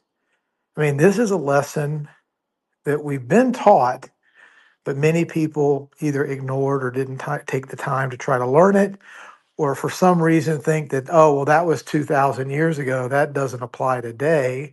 Those principles and lessons that were taught back then, those those are irrelevant. If people can't connect the dots of the timelessness and the truthfulness of laws that are immutable, and what was true yesterday and today will be true forevermore in the future, if people don't understand that, then they're going to dismiss all the lessons that we have been taught to help us analyze what the hell's going on today. And that, I think, is the most difficult thing. Understanding what's going on, the laws and the physics and the math and what money should be and what money became is not that hard. What's hard is letting go of all the things that we think are true that are not true, all the lies we've been taught, all the theories, all of our ego, all of our pride, all of the things that we are. Our inability to humble ourselves, ask questions, and maybe ultimately come to that realization that we have been lied to every single day of our life since the doctor slapped us on the ass. If we can start there and then start crawl, walk, run, and then sprint, that's called kind of being born again. That's called lifting the scales from your eyes. That's called humbling ourselves and then seeking the truth with all our heart, mind, soul, and strength. How many people and Amen. how many people are just unwilling to do that? Amen to that. Thank you, Rob. Thank you, Stellar. All right, Mr. Health, we're going to close out with you, my friend. Go ahead. Did you fall asleep? Is your hand broken? It's been up for so No, long. I'm sorry. No, I'm actually at work. It's fine. I was trying to make sure I was ready by the time. How you doing, Miss Jen? Thanks. Welcome. All I'm good, right, sweetie. How Mr. are you? Santino. How you doing, sir? Yeah, it's good to. I'm doing great, just waiting for the elevator. Yeah, no problem. Just wanted to say hi. And Rob, you know I'm here for you, buddy. You know what I mean? I had to come say hi to my brother. How you doing? Love you, brother. Good to hear your voice always, man. I just your tone, your baritone depth. I mean, everything about you is cool, man. And I just love hearing your voice. Hey, likewise, brother. I just wanted to apologize about earlier. I know you know when you was in my space and it crashed, but I know we got attacked. But I was just happy that you came through, brother. You know, I don't get to see you too much. You're so busy. You do so much. You know, I'm thankful for being, you know, your classmate in the smoke room. That keep our vision Yep. on a whole nother level. You know, to keep my mind at ease. And I'll be happy, man, when you always explain the 1913 thing to most people. You know, because you explain it in so much depth. You know, even though I know it, you know, and I saw I always scream it, but I can't explain it like you do, brother. So I really appreciate it because people need to definitely be awakened when it comes to what's really going on and what we really up against. And I also like how you break it down when you let them know, you know, all the different presidents or in different countries who decide to go against this beast and what happened to them and the way they can get a better understanding of what we're going through right now and what beast that, you know, our good old president Trump is fighting right now, what most people don't understand who we really fighting and where we really headed. So it's just wonderful to hear you, man. I'm always happy. So I seen Miss Jen open up and had you here. It was a must I come here. It must have been God when I had I had opened back up and my space had crashed. And I said, you know what? I ain't open back up. I'm going over here to Miss Jen. So it's always wonderful to talk to you, man, and see you. I appreciate you, you know what I mean, and everybody here. Just want to send peace and blessings out to everybody, and hope everybody having a great day. And if anything, don't forget you blessed. You woke up today. I just want to let you know that, just in case you forgot.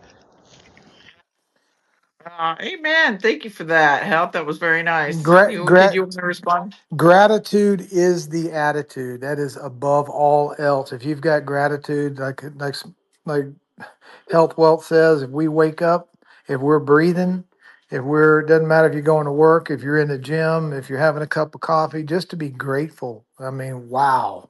It starts right there, and everything else is a gift. And everyone just, Jenny, just so everyone will know, on the Jumbotron, I just put up the fruitionproductions.com/money disrupted.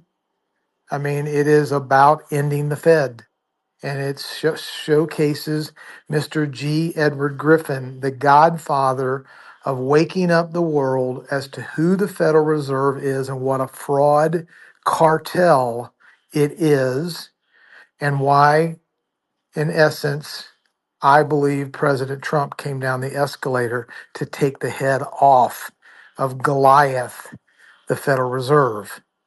I'll take that to my grave. I can argue it with anybody. I can prove it historically and through timeline and through the Q operation and through the rise of distributed ledger technology and the rise of the peace accord and 90 nations coming together to make peace more profitable than war. That it is statistically and mathematically impossible for all of these coincidences to have been lining up over the last 10 years and just assume that it's all just pure damn luck. There's no chance in hell the last 10 years has been pure damn luck.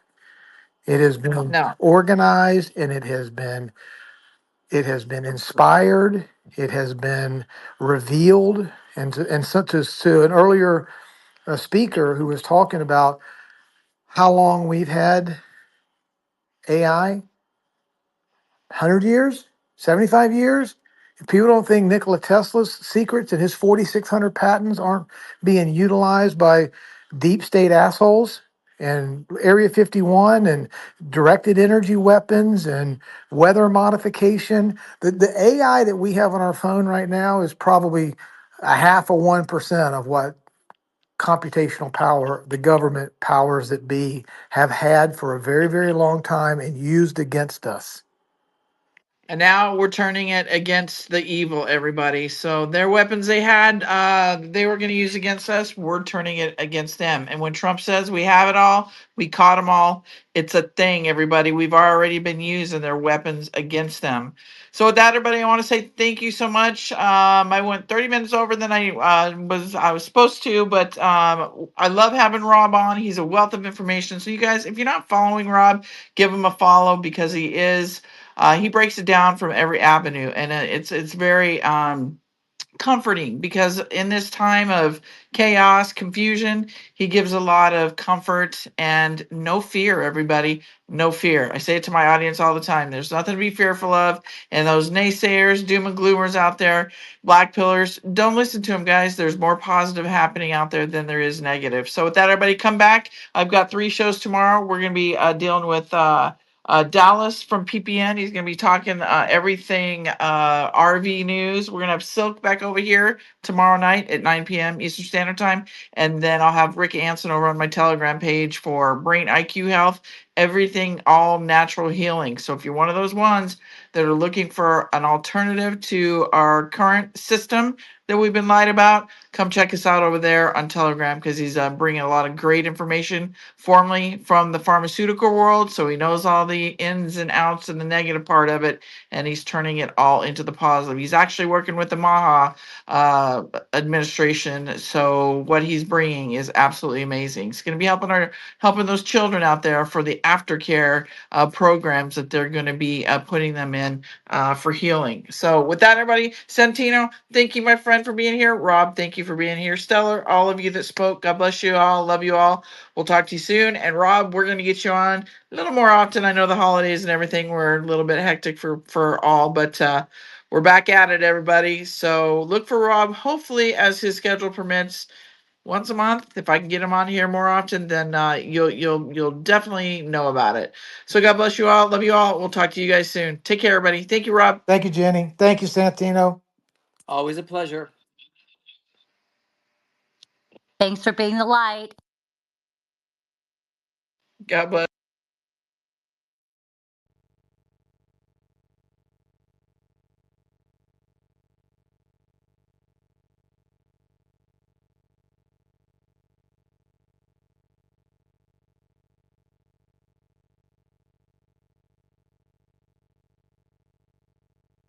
This space was downloaded via spacesdown.com. Visit to download your spaces today.